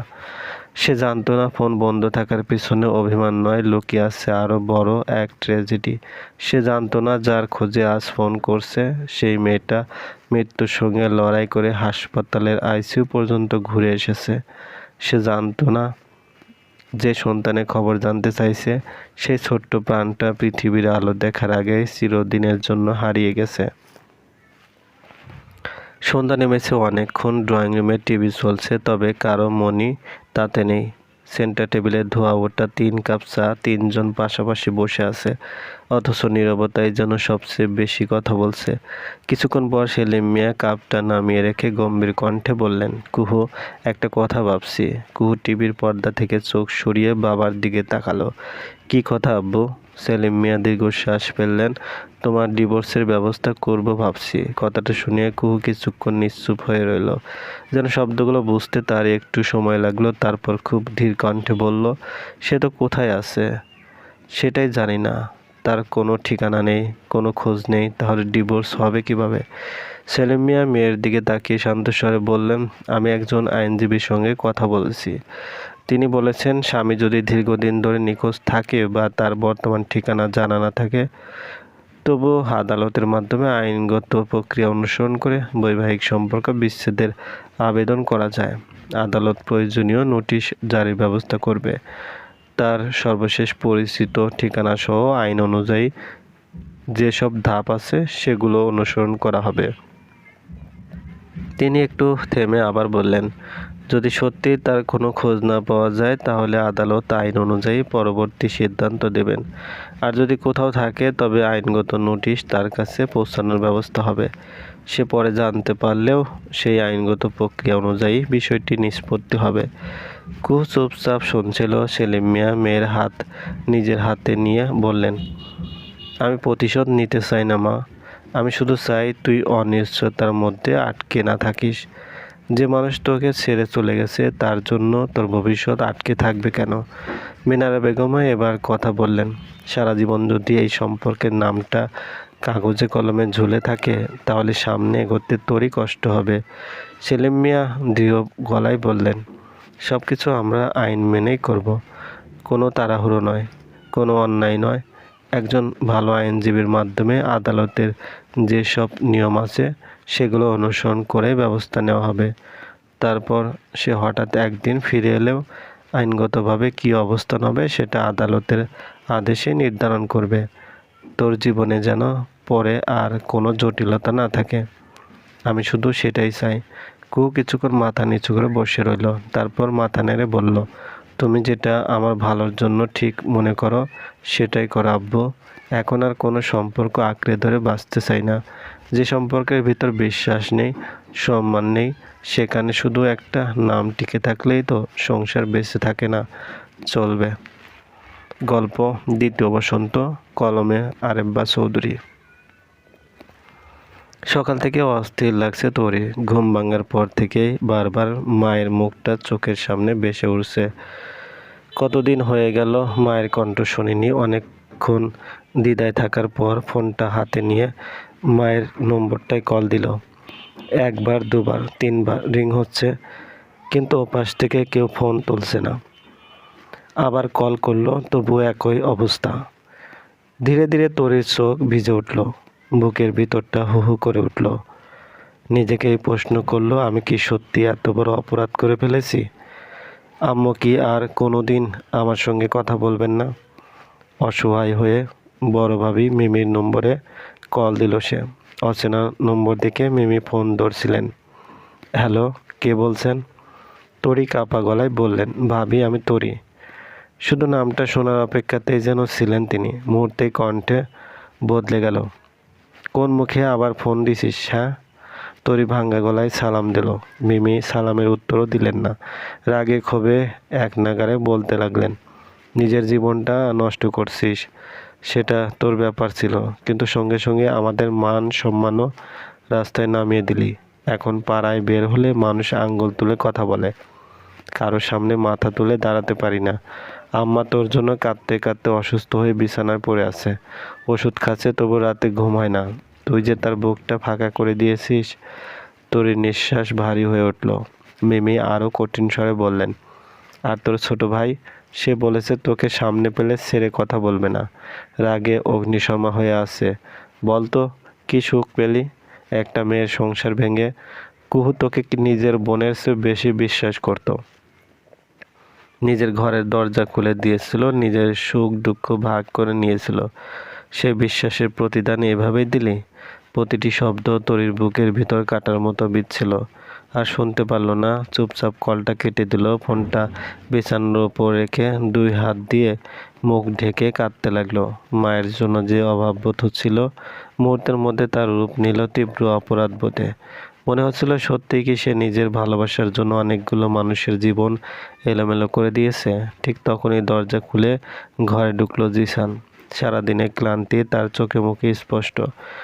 তরি তাড়াতাড়ি উঠে রান্নাঘর থেকে এক গ্লাস পানি এনে তার হাতে দিল। জিসান এক নিঃশ্বাসে পানি খেয়ে সোফায় হেলান দিয়ে বসলো। তরি তার পাশে এসে ধীরে বলল, জানো, মনে হচ্ছে ভালোবাসা আমাকে অন্ধ করে দিয়েছিল। তোমার হাত ধরে বাড়ি ছেড়ে আসাটা হয়তো ঠিক হয়নি। চারদিকে মানুষ শুধু ঘৃণা করছে, সিসি করছে। জিসান হালকা হেসে মাথা নেড়ে বলল, মানুষের কথায় কান দিলে জীবন চলবে? আজ তারা তোমাকে নিয়ে কথা বলছে, কাল অন্য কাউকে নিয়ে বলবে। মানুষ কখনো কারো সুখ সহ্য করতে পারে না। অন্যের ভালো দেখলে প্রশংসা নয়, সমালোচনায় বেশি করে। তরি আর তর্ক করলো না, চুপচাপ কিছুক্ষণ বসে থেকে বলল, চাকরির কোনো খবর? জিসান দীর্ঘশ্বাস ফেলল, না। যেখানে যাচ্ছি সবাই আগের সার্টিফিকেট, এনআইডি, কাগজপত্র চাইছে। আমার কাছে তো কিছুই নেই। একটু থেমে আবার বলল, আজ একজনের সঙ্গে কথা হয়েছিল, বলল সব কাগজ অনলাইনের মাধ্যমে তুলে দিতে পারবে, কিন্তু তার জন্য আগে 20,000 টাকা লাগবে। তিক্ত হাসলো সে। কত বোঝালাম ভাই, আমার কাছে এখন টাকা নেই। চাকরি পেলে আপনাকে পরে দিয়ে দিব। কিন্তু এক কথায় না করে দিল। বলল আগে টাকা তারপর কাজ, না হলে সময় নষ্ট করবেন না। তরি কিছুক্ষণ নিজের কানের দুলে হাত বুলিয়ে ধীরে ধীরে দুটো দুল খুলে জিসানের হাতে তুলে দিল। জিসান অবাক হয়ে তাকালো, এটা কেন? তরি মৃদু হেসে বলল, বিক্রি করে দাও। কি বলছো? খাঁটি সোনা? এখনকার বাজারে অন্তত 50,000 টাকা তো হবেই। কথা বলতে বলতে তার গলা কেঁপে উঠল। এটা আব্বুর দেওয়া শেষ উপহার। ছোটবেলায় জন্মদিনে বানিয়ে দিয়েছিলেন। আব্বু নেই, কিন্তু দুল দুটো ছিল তার স্মৃতি হয়ে। নিজের বলতে আর কিছুই তো অবশিষ্ট নেই। যা ছিল সব পিছনে ফেলে চলে এসেছি।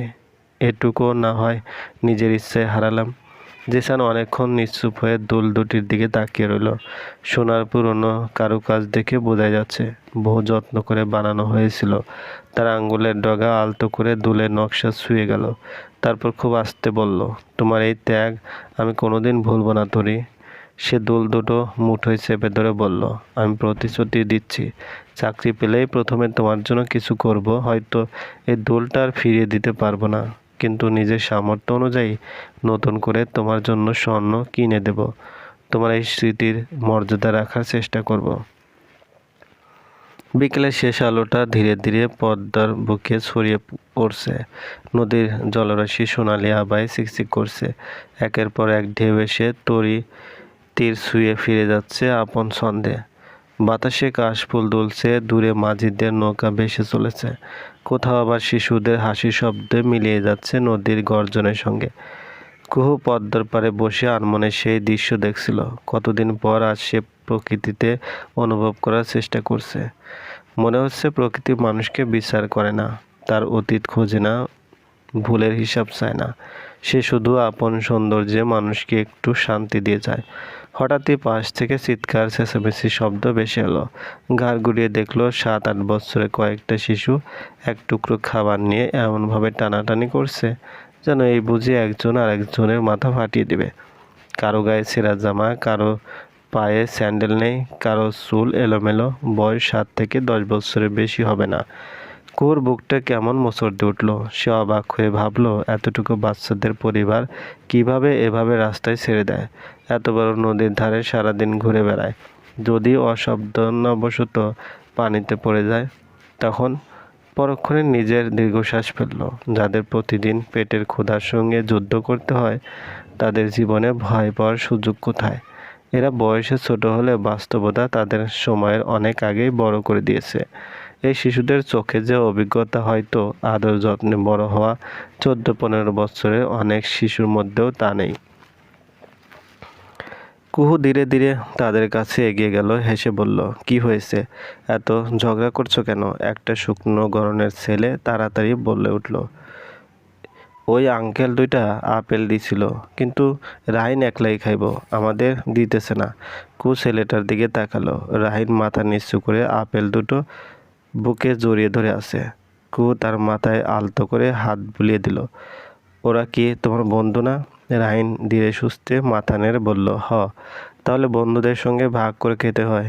একা একা খেলে কি এত মজা লাগে? রাহিন একটু ভেবে মাথা নাড়ল। না। তাহলে? ছেলেটা লজ্জা পেয়ে আপেল দুটো কেটে সবার হাতে এক টুকরো করে তুলে দিল। মুহূর্তেই ঝগড়াটা মিলে গেল। সবার মুখে হাসি ফুটে উঠল। কুহু অজান্তেই হাসল। অনেকদিন পর এমন প্রাণ খোলা হাসি আসলো সে। বাচ্চাদের দিকে তাকিয়ে জিজ্ঞেস করলো, তোমরা কেউ স্কুলে যাও না?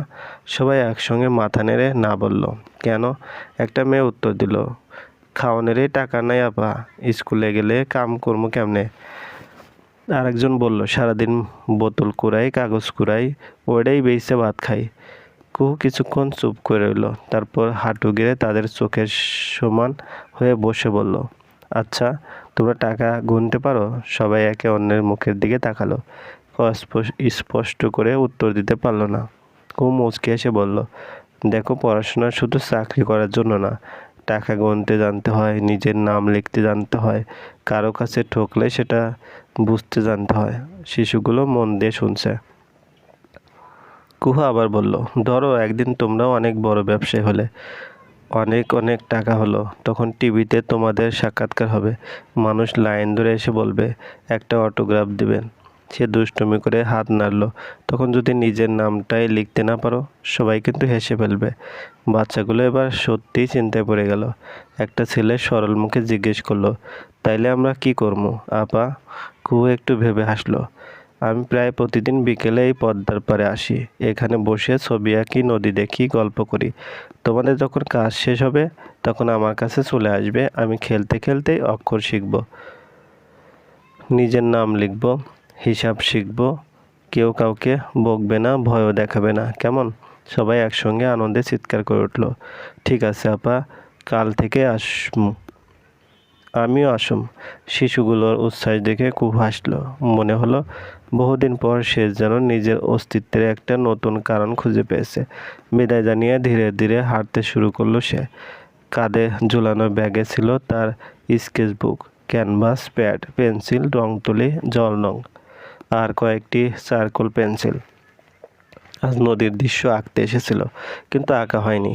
তবু আজকের দিনটা যেন অন্য যে কোনো দিনের চেয়ে অনেক বেশি রঙিন। অনেক দিন পর বুকের ভিতরের ভারটা যেন একটু হালকা লাগছে। তার চোখে মুখে আবার প্রাণের আভা ফিরতে শুরু করেছে। হয়তো মানুষকে সুখী হতে সবসময় বড় কোনো অলৌকিক ঘটনার প্রয়োজন হয় না।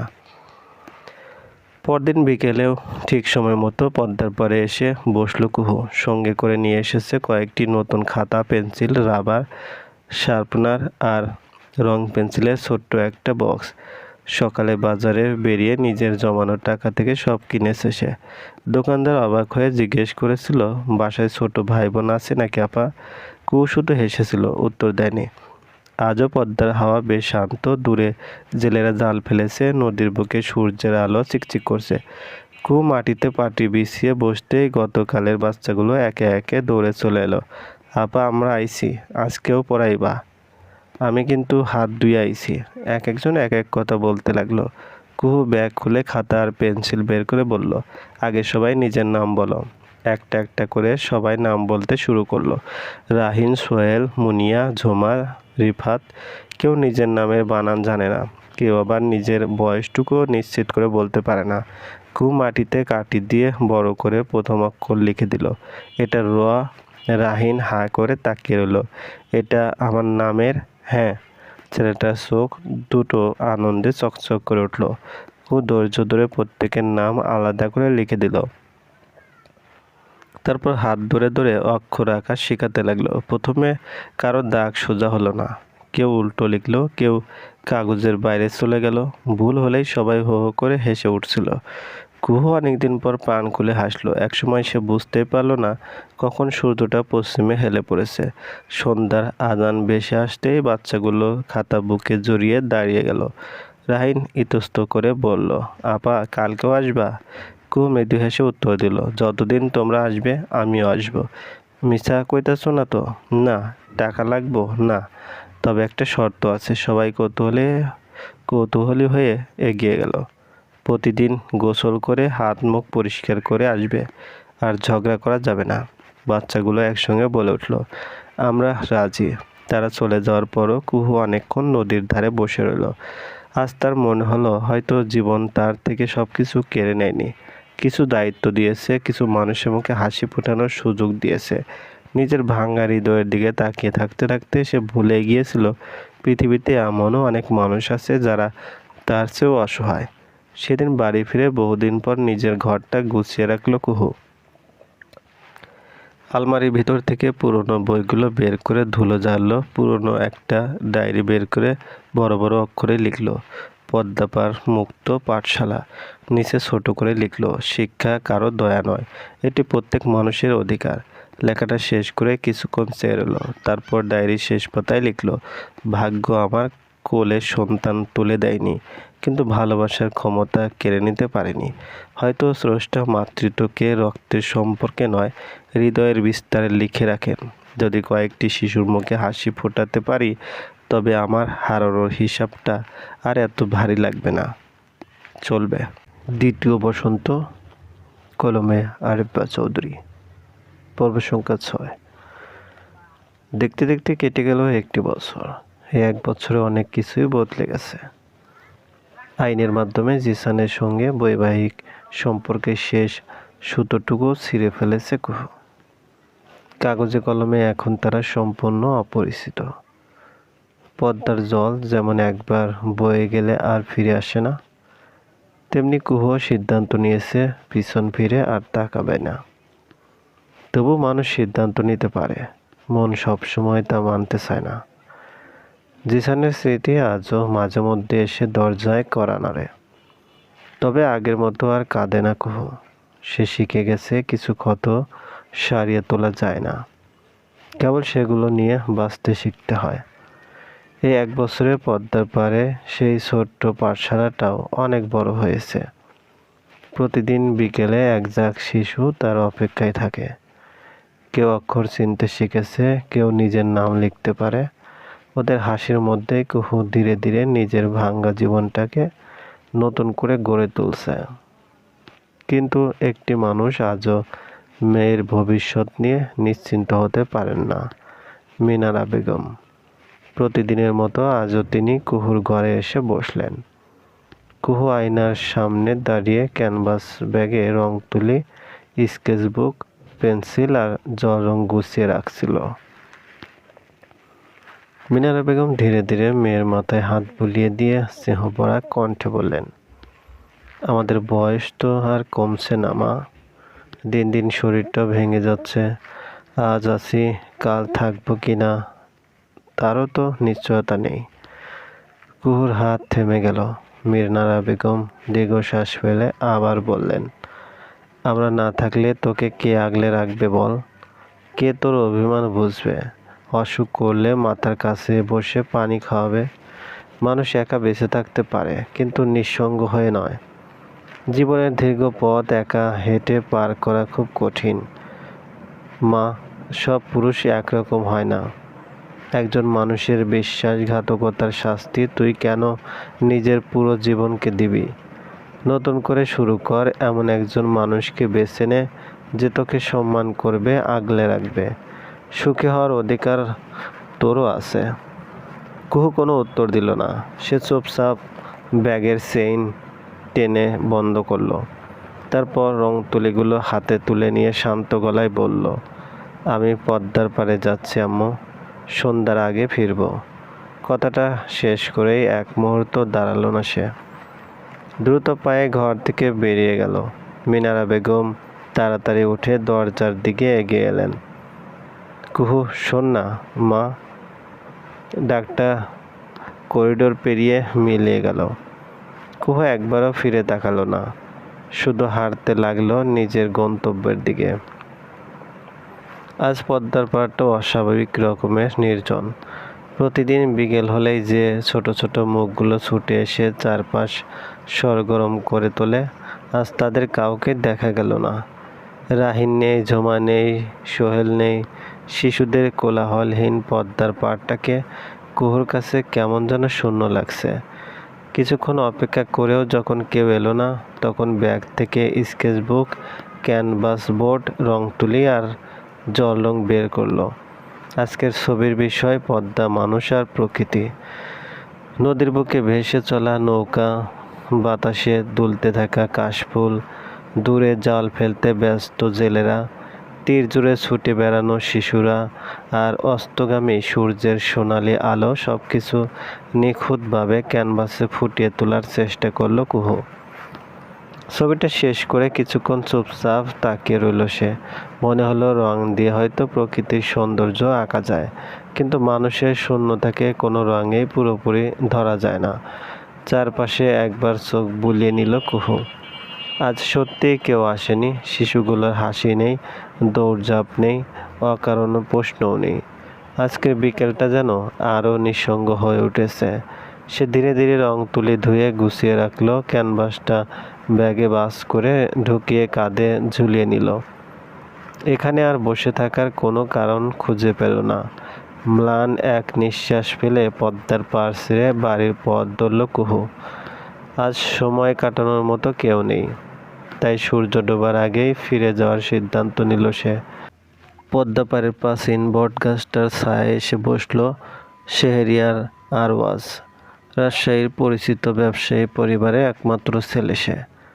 চার বোনের একমাত্র আদরের ছোট ভাই হওয়ায় ছোটবেলা থেকেই সবার অতিরিক্ত স্নেহে বড় হয়েছে। তবে সে আদরে কখনো অহংকার জন্মায়নি, বরং শান্ত, ভদ্র আর শৌখিন স্বভাবের একজন মানুষে পরিণত হয়েছে আরওয়াজ। কিছুদিন আগেই অনার্স শেষ করেছে। চাকরির পিছনে ছোটা কিংবা বাবার ব্যবসায় যোগ দেওয়ার তেমন তাড়া নেই তার। ফটোগ্রাফি তার নেশা, আবার ভালোবাসাও। অবসর পেলেই ক্যামেরা কাঁধে নিয়ে বেরিয়ে পড়ে। কখনো পাহাড়, কখনো নদী, কখনো আবার মানুষের হাসি কান্না, সব কিছুই তার ক্যামেরার ফ্রেমে বন্দি হতে ভালোবাসে। আজও বিকেলে শেষ আলো ধরতে চলে এসেছে পদ্মা পাড়ে। নদীর বুক চিরে ছুটে চলা নৌকা, পানিতে সূর্যের প্রতিফলন, কাশফুলের দোলা, উড়ে যাওয়া বক, খেলায় মত্ত কয়েকজন শিশু, একটার পর একটা ছবি তুলেছে সে।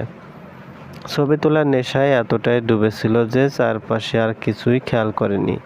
এখন বটগাছের নিচে বসে ক্যামেরার ছোট্ট ডিসপ্লেতে ছবিগুলো একে একে দেখতে শুরু করলো। প্রথম ছবিটা সুন্দর, দ্বিতীয়টা আরও ভালো, তৃতীয় ছবিতে এসে ভ্রু কুঁচকে গেল তার। ফ্রেমের এক কোণে একটি মেয়ের হাত চলে এসেছে। পরের ছবিতে সেই মেয়েটার ওড়নার অংশ, আরেকটাই শুধু পায়ের ছায়া। শেহরিয়ার বিরক্ত হয়ে বিড়বিড় করে বলল, ধুর, এত সুন্দর ফ্রেমগুলো নষ্ট হয়ে গেল। সে একটার পর একটা ছবি স্কিপ করতে লাগলো। প্রায় প্রতিটি ছবিতেই অজান্তে একই মেয়েটির কোনো না কোনো অংশ ধরা পড়ে গেছে। কোথাও তার এলোমেলো চুল বাতাসে উড়ছে, কোথাও কাঁধের পাশ, কোথাও আবার রঙে ভেজা আঙ্গুল। ছবিগুলো মুছে ফেলবে ভেবেই শেষের দিকের একটি ছবিতে গিয়ে থমকে গেল শেহরিয়ার আরওয়াজ। তার আঙ্গুল আর এগোলো না। ছবিটার মেয়েটির মুখ পুরোপুরি দেখা যাচ্ছে না। পাশ ফিরে বসে আছে সে। সামনে রাখা ক্যানভাস, এক হাতে তুলি, অন্য হাতে রঙের প্যালেট। অস্তগামী সূর্যের আলো এসে পড়েছে তার উপর। সামনে বিস্তৃত পদ্মা, আর সেই দৃশ্যটাকে অবিকল ক্যানভাসে ফুটিয়ে তুলছে মেয়েটি। শেহরিয়ার বিস্ময়ে অনেকক্ষণ ছবিটার দিকে তাকিয়ে রইল। তারপর নিজের অজান্তেই ফিসফিস করে বলল, মেয়েটা তবে কি একজন শিল্পী? সে ছবিটা জুম করে দেখল। ক্যানভাসে আঁকা নদী, কাশফুল, নৌকা আর আকাশের রঙের মিশেল এতটাই নিখুঁত যে এক মুহূর্তের জন্য আসল দৃশ্য আর আঁকা ছবির মধ্যে পার্থক্য করাই কঠিন হয়ে উঠল।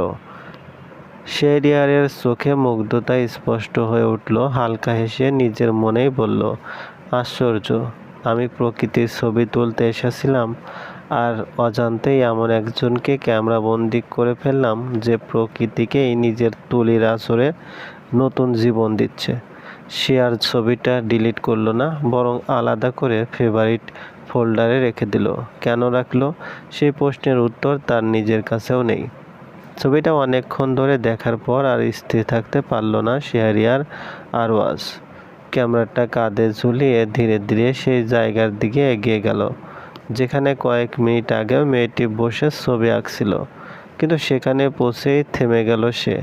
জায়গাটা ফাঁকা, পদ্মার হাওয়া আগের মতোই বইছে, নদীর ঢেউ আগের মতোই তীরে আছড়ে পড়ছে, কিন্তু মেয়েটি নেই। চারদিকে চোখ বুলিয়ে খুঁজতে লাগলো। ডান দিকে, বাম দিকে, বটগাছের আড়ালে, নদীর ধারে কোথাও নেই।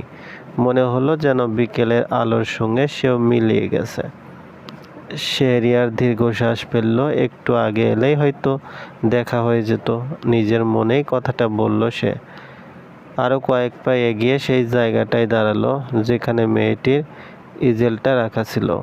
মাটিতে এখনো রঙের দুয়ে এক ফোঁটা শুকিয়ে লেগে আছে। বাতাসে ভেসে আসছে জল রঙের হালকা গন্ধ। সে নিচু হয়ে একবার মাটির দিকে তাকালো। তাহলে সত্যি এখানে বসে আঁকছিল। আবার ক্যামেরা ডিসপ্লেতে ছবিটা খুলে দেখলো। অদ্ভুত ব্যাপার, মেয়েটির মুখ স্পষ্ট দেখা যাচ্ছে না, তবু ছবিটার মধ্যে এমন এক প্রশান্তি আছে যেটা চোখ সরাতে দিচ্ছে না। সে ভাবতে লাগলো, মেয়েটা কি রোজ এখানে আসে? কেউ কি অপেক্ষা করে তার জন্য, নাকি একাই আসে, একাই ছবি এঁকে চলে যায়? প্রশ্নগুলো বাতাসে ভেসে রইল, উত্তর দেওয়ার মতো কেউ নেই। শেহরিয়ার নিজের অজান্তে মেয়েটিকে নিয়ে কৌতূহলী হয়ে উঠল। আজকালকার সময়ে মোবাইল হাতে সেলফি তুলতেই যেখানে সবাই ব্যস্ত, সেখানে এই মেয়েটি ঘন্টার পর ঘন্টা বসে প্রকৃতিকে ক্যানভাসে বন্দি করছে।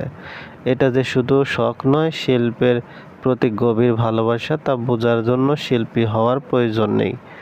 সে আবার ছবিটার দিকে তাকিয়ে মুগ্ধ কণ্ঠে বলল, মেয়েটা বেশ শৌখিন আর নিঃসন্দেহে ভীষণ প্রতিভাবান। এক মুহূর্তের জন্য আফসোসও হলো তার। যদি একটু আগে আসতে পারতো তাহলে হয়তো পরিচয় হতো, হয়তো জিজ্ঞেস করতে পারতো কতদিন ধরে ছবি আঁকে, কোথায় শিখেছে। সে কি প্রতিদিন পদ্মার পাড়েই আসে? হয়তো ক্যানভাসে আঁকা ছবিটাও কিনে নিত। এমন শিল্পকর্ম দেওয়ালে টাঙিয়ে রাখার মতোই।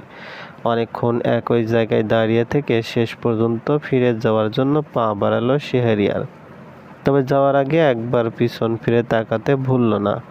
মনের ভিতর অদ্ভুত এক ইচ্ছা জন্ম নিল, হয়তো কালও আসবে। দেখতে দেখতে জিসানের নতুন চাকরিরও 7 মাস পেরিয়ে 8 মাসে পড়ল। গত 1 বছরের প্রতিটি দিন যেন তাকে নতুন করে জীবন ছিনিয়েছে। যে ছেলেটা একসময় ভাবতো ভালোবাসা থাকলেই সংসার টিকে যায়, সে এখন বুঝেছে সংসার টিকিয়ে রাখতে ভালোবাসার পাশাপাশি প্রয়োজন দায়িত্ব, ধৈর্য আর অর্থনৈতিক স্থিতি। এই অল্প সময়ে জীবন তাকে বহু কঠিন বাস্তবতার মুখোমুখি দাঁড় করিয়েছে। এমনও দিন গেছে যখন ঘরে চাল ছিল না, সকাল দুপুর 1 কাপ চা আর বিস্কিট খেয়ে দিন কাটাতে হয়েছে। মাসের শেষে বাসা ভাড়া বাকি পড়ে থাকতো। বাড়িওয়ালার চোখ এড়িয়ে লজ্জায় মাথা নিচু করে সিঁড়ি বেয়ে উঠতে হতো। বিদ্যুৎ বিল, গ্যাস বিল, বাজারের খাতা সব মিলিয়ে জীবনের হিসাব যেন প্রতিদিনই আরও কঠিন হয়ে উঠছিল। কত জায়গায় চাকরির জন্য ঘুরেছে জিসান, কত অফিসের দরজায় কড়া নেড়েছে, কত অপমান, কত প্রত্যাখ্যান, কত অবহেলা, সবকিছু সহ্য করেছে। শেষ পর্যন্ত ভাগ্য যেন একটু মুখ তুলে তাকালো। একটি স্বনামধন্য প্রতিষ্ঠানে চাকরি পেল সে। মাসিক বেতন প্রায় 30,000 টাকা। অঙ্কটা খুব বড় না হলেও তাদের ছোট্ট সংসারের জন্য যথেষ্ট। এখন অন্তত মাসের বাজার করতে গিয়ে দুবার ভাবতে হয় না। সময় মতো ঘর ভাড়া দেওয়া যায়, প্রয়োজনীয় জিনিস কেনার আগে দীর্ঘশ্বাস ফেলতে হয় না। বিলাসিতা না থাকলেও সংসারে অভাবের হাহাকারটুকু অনেকটাই কমেছে। জিসান প্রায় মনে মনে ভাবে, যদি এই চাকরিটা আরও 1 বছর আগে পেতাম তাহলে হয়তো জীবনের অনেক হিসাব অন্যরকম হতো। কিন্তু অতীত বদলানোর ক্ষমতা তো কারও নেই। এদিকে তরির জীবনেও তেমন কোনো পরিবর্তন আসেনি। 1 বছর পেরিয়ে গেলেও বাপের বাড়ি থেকে আজ পর্যন্ত কেউ তার খোঁজ নেয়নি। শুরুর দিকে প্রায় প্রতিদিনই ফোন করতো সে, কখনো মায়ের নম্বরে, কখনো বড় ভাইয়ের, কখনো ভাবির, কখনো ছোট ভাইয়ের।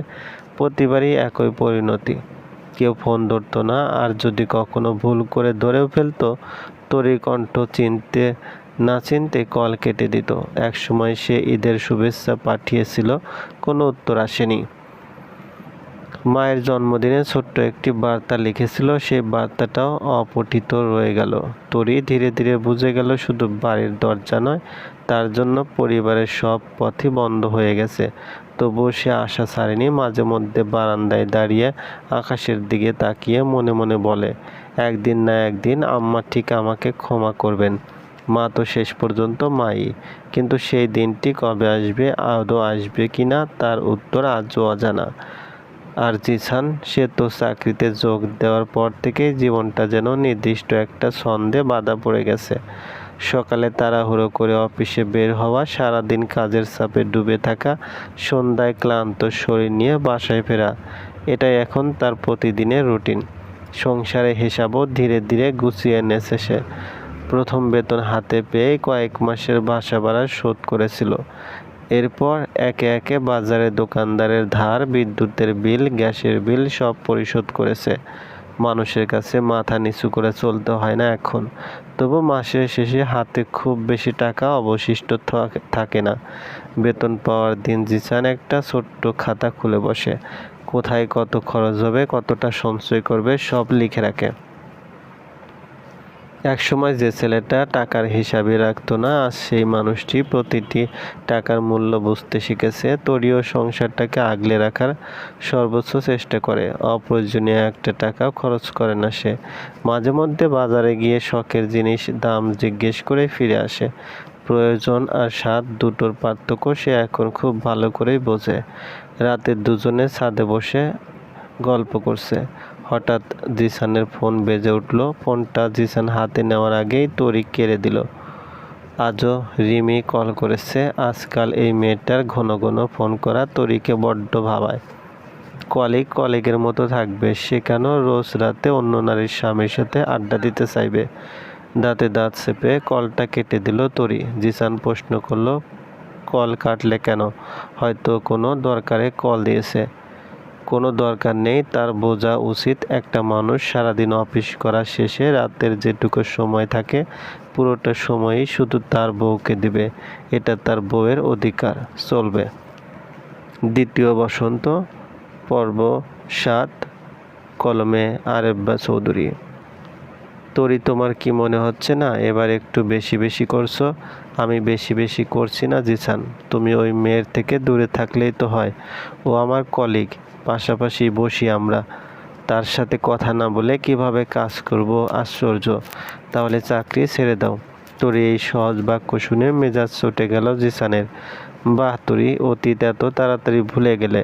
এই চাকরির কারণে দুমুঠো খেতে পারছো। কত কষ্ট করে এই চাকরি জুটিয়েছি, এবার এটা ছেড়ে দিবে? খাবো কি? আমি কিছুই জানি না জিসান, আমি শুধু এটাই বলবো, আমি কুহু নই, আমি তরি। আমার থেকে দূরে যেতে হলে তোমাকে মরতে হবে। এছাড়া আমার থেকে দূরে যাওয়ার চেষ্টাও করো না। জিসান ভ্রু কুঁচকে তাকালো। তুমি কি আমাকে হুমকি দিচ্ছ? হুমকি হলে হুমকি, আর ভালোবাসা হলে ভালোবাসা। যা সত্য কেবল সেটাই বললাম। জিসান বিরক্ত গলায় বলল, এসব কি ধরনের কথা? অফিসে একটা মেয়ের সঙ্গে কাজ করলেই তোমার সমস্যা? আমি কি সারা জীবন মেয়েদের সঙ্গে কথা বলা বন্ধ করে দেব? তরি ঠান্ডা চোখে তাকিয়ে রইল। বন্ধ করবে কি করবে না সেটা তোমার সিদ্ধান্ত। তবে আমি একটা জিনিস খুব ভালো করে জানি, সুযোগ মানুষকে বদলে দেয়। তোমার আমার উপরে এতটুকু বিশ্বাস নেই? তরি তাচ্ছিল্যে হাসি হাসল। বিশ্বাস? ওই শব্দটা আমার সামনে বলো না। বিশ্বাস দিয়ে সংসার চলে না, মানুষ চলে নিজের ইচ্ছেতে। ইচ্ছে থাকলে হাজার পাহারা ভেঙেও মানুষ অন্য কারো হয়ে যায়। আর ইচ্ছে না থাকলেও চারপাশে হাজার নারী থাকলেও মাথা তুলে তাকায় না। জিসান গম্ভীর স্বরে বলল, তুমি আমাকে সন্দেহ করছো? না, আমি তোমাকে মনে করিয়ে দিচ্ছি তুমি কেমন মানুষ। কথাটা শুনে জিসান থমকে গেল। তরি এক পায়ে গিয়ে এলো। একটা কথা ভুলে যেও না জিসান, তুমি যদি কুহুর সঙ্গে প্রতারণা করতে পারো তাহলে তোমার সেই ক্ষমতা আজও আছে। তাই আমি চোখ বন্ধ করে তোমাকে বিশ্বাস করার মতো বোকা নই। জিসান দাঁতে দাঁত চেপে বলল, তাহলে আমার সঙ্গে সংসার করছো কেন? তরি বিন্দুমাত্র ইতস্তত না করে উত্তর দিল, কারণ আমি তোমাকে ভালোবাসি, আর যেটা আমার সেটা আমি কাউকে ছুঁতেও দেব না। মানুষকে জোর করে আটকে রাখা যায় না, চেষ্টা করে দেখি না। আটকে রাখতে পারি কিনা। তরীর কণ্ঠে ভয় ছিল না, অনুশোচনাও ছিল না, বরং ছিল অদম্য অধিকারবোধ। সে ধীর স্বরে আবার বলল, মনে রেখো, আমি কুহুর মতো কান্না করে সরে দাঁড়াবো না। কোনো মেয়ের চোখ যদি আমার স্বামীর দিকে ওঠে, আগে সেই চোখ নামাতে জানি, প্রয়োজন হলে মানুষটাকেও। তাই আমার ধৈর্যের পরীক্ষা নিও না। তরীর শেষ কথাগুলো যেন জিসানের বুকের ভিতর কাটার মতো বিঁধে রইল। কিছুক্ষণ আগেও সে তর্ক করছিল, নিজের অবস্থান বোঝানোর চেষ্টা করছিল, কিন্তু এখন আর একটা শব্দ উচ্চারণ করার সাহস পেল না। তরীর চোখ দুটো আজ অদ্ভুত লাগছে। সেখানে রাগ আছে, জেদ আছে, আছে এক ধরনের উন্মাদ অধিকারবোধ। সেই দৃষ্টি দেখে অকারণেই শির দ্বারা বেয়ে শীতল একটা স্রোত নেমে গেল জিসানের। সে আর কোনো কথা বাড়ালো না, চুপচাপ ছাদ থেকে নেমে এলো। ড্রয়িং রুম পেরিয়ে শোবার ঘরে ঢুকে বিছানায় শরীরটা এলিয়ে দিয়ে ছাদের দিকে নির্বাক তাকিয়ে রইল। আজকাল তরীর আচরণ তাকে ভেতর থেকে অস্থির করে তুলছে। প্রতিটি কথার মধ্যে হুমকি, প্রতিটা দৃষ্টিতে সন্দেহ, প্রতিটি প্রশ্নের আড়ালে যেন এক অদৃশ্য শিকল। সে কোথায় যাচ্ছে, কার সঙ্গে কথা বলছে, কখন ফিরছে, সব কিছুর হিসাব দিতে দিতে দম বন্ধ হয়ে আসে তার।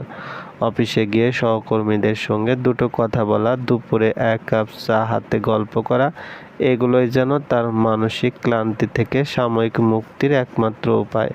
কিন্তু সেই সামান্য স্বস্তিটুকু আজ তরীর চোখে অপরাধ হয়ে দাঁড়িয়েছে। হঠাৎ করেই কুহুর মুখটা ভেসে উঠল তার চোখের সামনে। অদ্ভুত ব্যাপার, আজকাল কোনো কারণ ছাড়াই মেয়েটার কথা বারবার মনে পড়ে।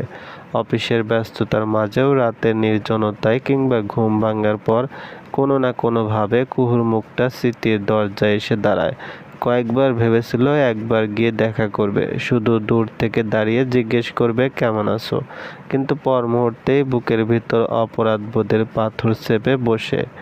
কোন মুখে যাবে সে, যে মানুষটা 5 মাসের অন্তঃসত্ত্বা স্ত্রীকে একা অবস্থায় ফেলে রেখে অন্য এক নারীর হাত ধরে চলে যেতে পারে?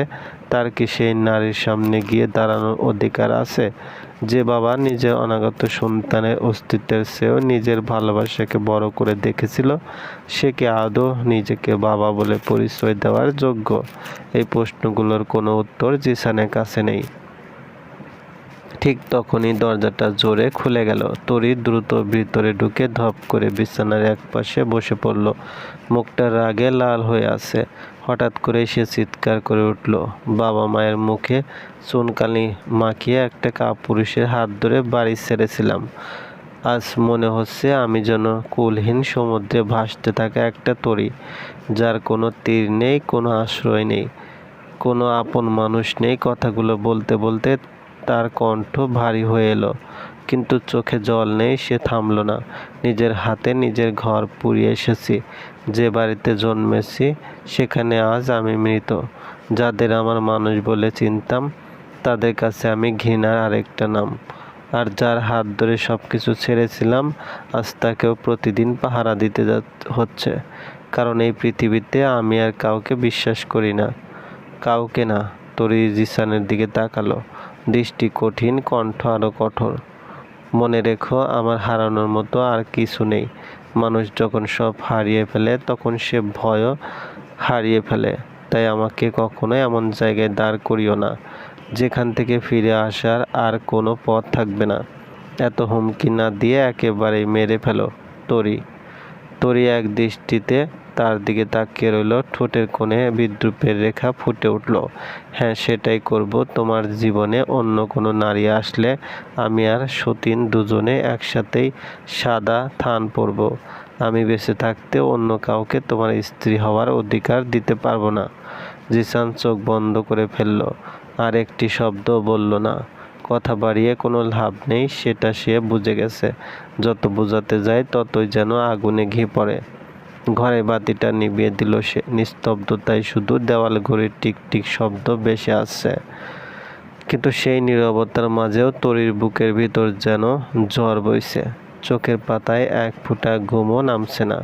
সে জানে অফিসে নারী পুরুষ একসঙ্গে কাজ করবে, প্রয়োজনের তাগিদে কথা বলবে, এটাই স্বাভাবিক।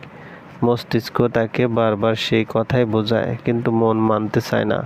কারণ সে খুব ভালো করেই জানে একটা সাধারণ কথোপকথন কখন অকারণে দীর্ঘ হতে শুরু করে, কখন সহানুভূতি ভালো লাগায় বদলে যায়, আর কখন সেই ভালো লাগা মানুষকে নিজের আপনজনের বিরুদ্ধেও দাঁড় করিয়ে দেয়। সে নিজেই তো সেই পথের প্রতীক। তাই অন্য কারো মুখে ও শুধু আমার কলিগ কথাটা শুনলেই তার ভিতরে অদ্ভুত এক অস্বস্তি জন্ম নেয়। বিশ্বাস করতে ইচ্ছে করে, কিন্তু বিশ্বাসের হাতটা বাড়াতে পারে না। তার মনে হয় সম্পর্ক ভাঙার শুরুটা কখনো বড় কোনো ঘটনা দিয়ে হয় না, হয় খুব সাধারণ কিছু মুহূর্ত, একটু বেশি কথা, একটু বেশি খোঁজ নেওয়া, একটু বেশি গুরুত্ব দেওয়া। সেখান থেকে একদিন মানুষ অপরিচিত হয়ে যায়। তাই জিসানকে সে এক চুলো ছাড় দিতে রাজি নয়। সে হারিয়েছে নিজের পরিবার, আত্মীয় স্বজন, সম্মান, সব কিছু। এবার যদি জিসানকেও হারায় তাহলে তার জীবনে আর অবশিষ্ট থাকবে কি? তরি ধীরে মুখ ঘুরিয়ে জিসানের দিকে তাকালো। লোকটা নিশ্চুপ হয়ে শুয়ে আছে, সে ঘুমিয়েছে কিনা বোঝা যাচ্ছে না। তরি ধীরে ধীরে বিছানার হেডবোর্ডে মাথা ঠেকালো, মনে মনে শুধু একটাই কথা উচ্চারণ করলো, যাকে পেতে আমি পুরো পৃথিবীর সঙ্গে যুদ্ধ করেছি, তাকে হারানোর যুদ্ধ আমি কোনোদিন হারবো না, কোনো দিন না। যদি কেউ আমার কাছ থেকে তাকে কেড়ে নিতেই চায়, তবে সেই মানুষটার বেঁচে থাকার অধিকার আমি রাখবো না। পরদিনও প্রতিদিনের মতো দুপুর গড়াতে কুহু ক্যানভাস, রং তুলি আর ছোট্ট ব্যাগটা নিয়ে পদ্মার পাড়ে এসে বসল। নদীর বুকে বাতাসের ছোঁয়ায় ছোট ছোট ঢেউ দুলছে। দূরে জেলেদের নৌকা ধীরে ধীরে ভেসে যাচ্ছে স্রোতের টানে। আজ বাচ্চাগুলো এসেছে। কেউ দৌড়ে এসে কুহুর হাতে তুলে দিল ছোট্ট একগুচ্ছ গোলাপ, কেউ আবার নিজের হাতে গাঁথা বেলে ফুলের মালা। ফুলগুলো খুব দামি নয়, কিন্তু তাদের ভালোবাসার মূল্য কোনো দামেই মাপা যায় না। মুনিয়া উচ্ছ্বসিত কণ্ঠে বলল, আপু, এটা তোমার জন্য, নিজের হাতে গেঁথেছি। কুহু মৃদু হেসে মালাটা হাতে নিয়ে মুনিয়ার মাথায় আলতো করে হাত বুলিয়ে দিল। এত কষ্ট করলে কেন? কষ্ট কই, তোমারে দিলে আমার ভালো লাগে। কুহু হেসে বাচ্চাগুলোকে নিয়ে গোল হয়ে বসে গল্প শুরু করলো। কেউ নিজের দিনের গল্প বলছে, কেউ আজ কত টাকা আয় করেছে তার হিসাব দিচ্ছে, আবার কেউ স্কুল পড়া ছেলে মেয়েদের দেখে নিজেরও পড়তে ইচ্ছে হওয়ার কথা জানাচ্ছে। তাদের কথাগুলো শুনে কুহুর বুকের ভেতরটা অদ্ভুত এক মমতায় ভরে উঠল। দূরে দাঁড়িয়ে পুরো দৃশ্যটা গভীর মনোযোগে দেখছিল শেহরিয়ার আরওয়াজ। তার মনে অজান্তে প্রশ্ন জাগলো, একটা মানুষের ভেতরে এত মায়া জমে কিভাবে? যাদের পাশ দিয়ে মানুষ নাক ছিটকিয়ে চলে যায়, যাদের অস্তিত্ব কেউ অনেকেই দেখতে চায় না, সেই পথ শিশুগুলোকে এই মেয়েটা নিজের আপনজনের মতো আগলে রেখেছে। অজান্তেই কুহুর প্রতি এক ধরনের শ্রদ্ধা জন্ম নিতে লাগলো। আজ আর দূর থেকে দেখে ফিরে যেতে মন চাইল না। ধীর পায়ে এগিয়ে এসে হাসি মুখে বলল, হায়।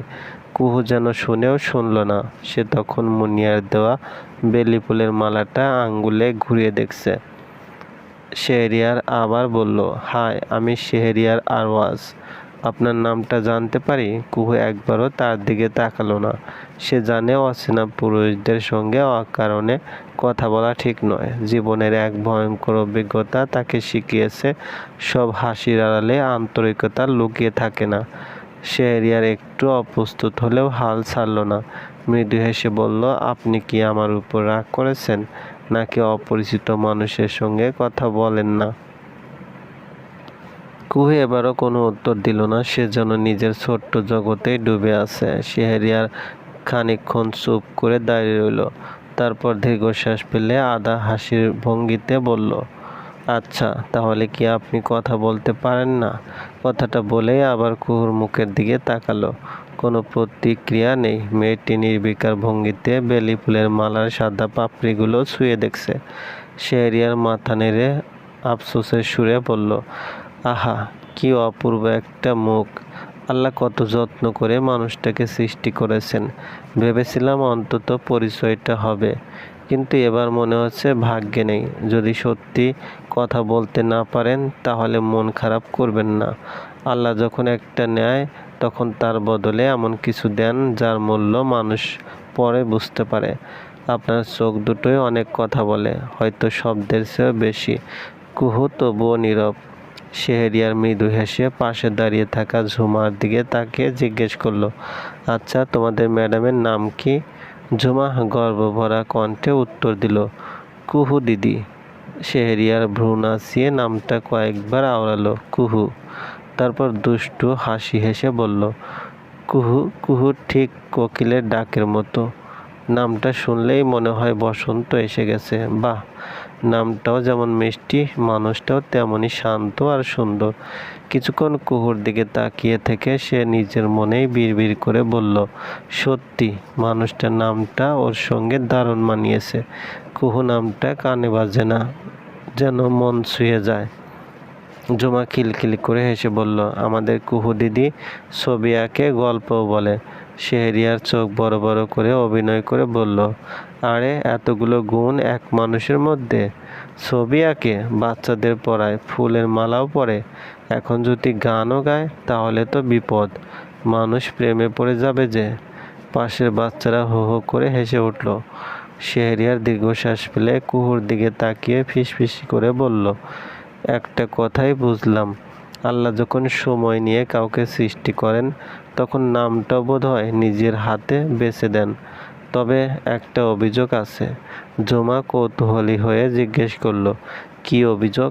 স্রষ্টা কত সুন্দর করে তাকে সৃষ্টি করেছেন, কিন্তু কথা বলার অধিকার দিলেন না কেন? চলবে। গল্পটি ভালো লাগলে অবশ্যই লাইক করবেন, কমেন্ট করে জানিয়ে দেবেন।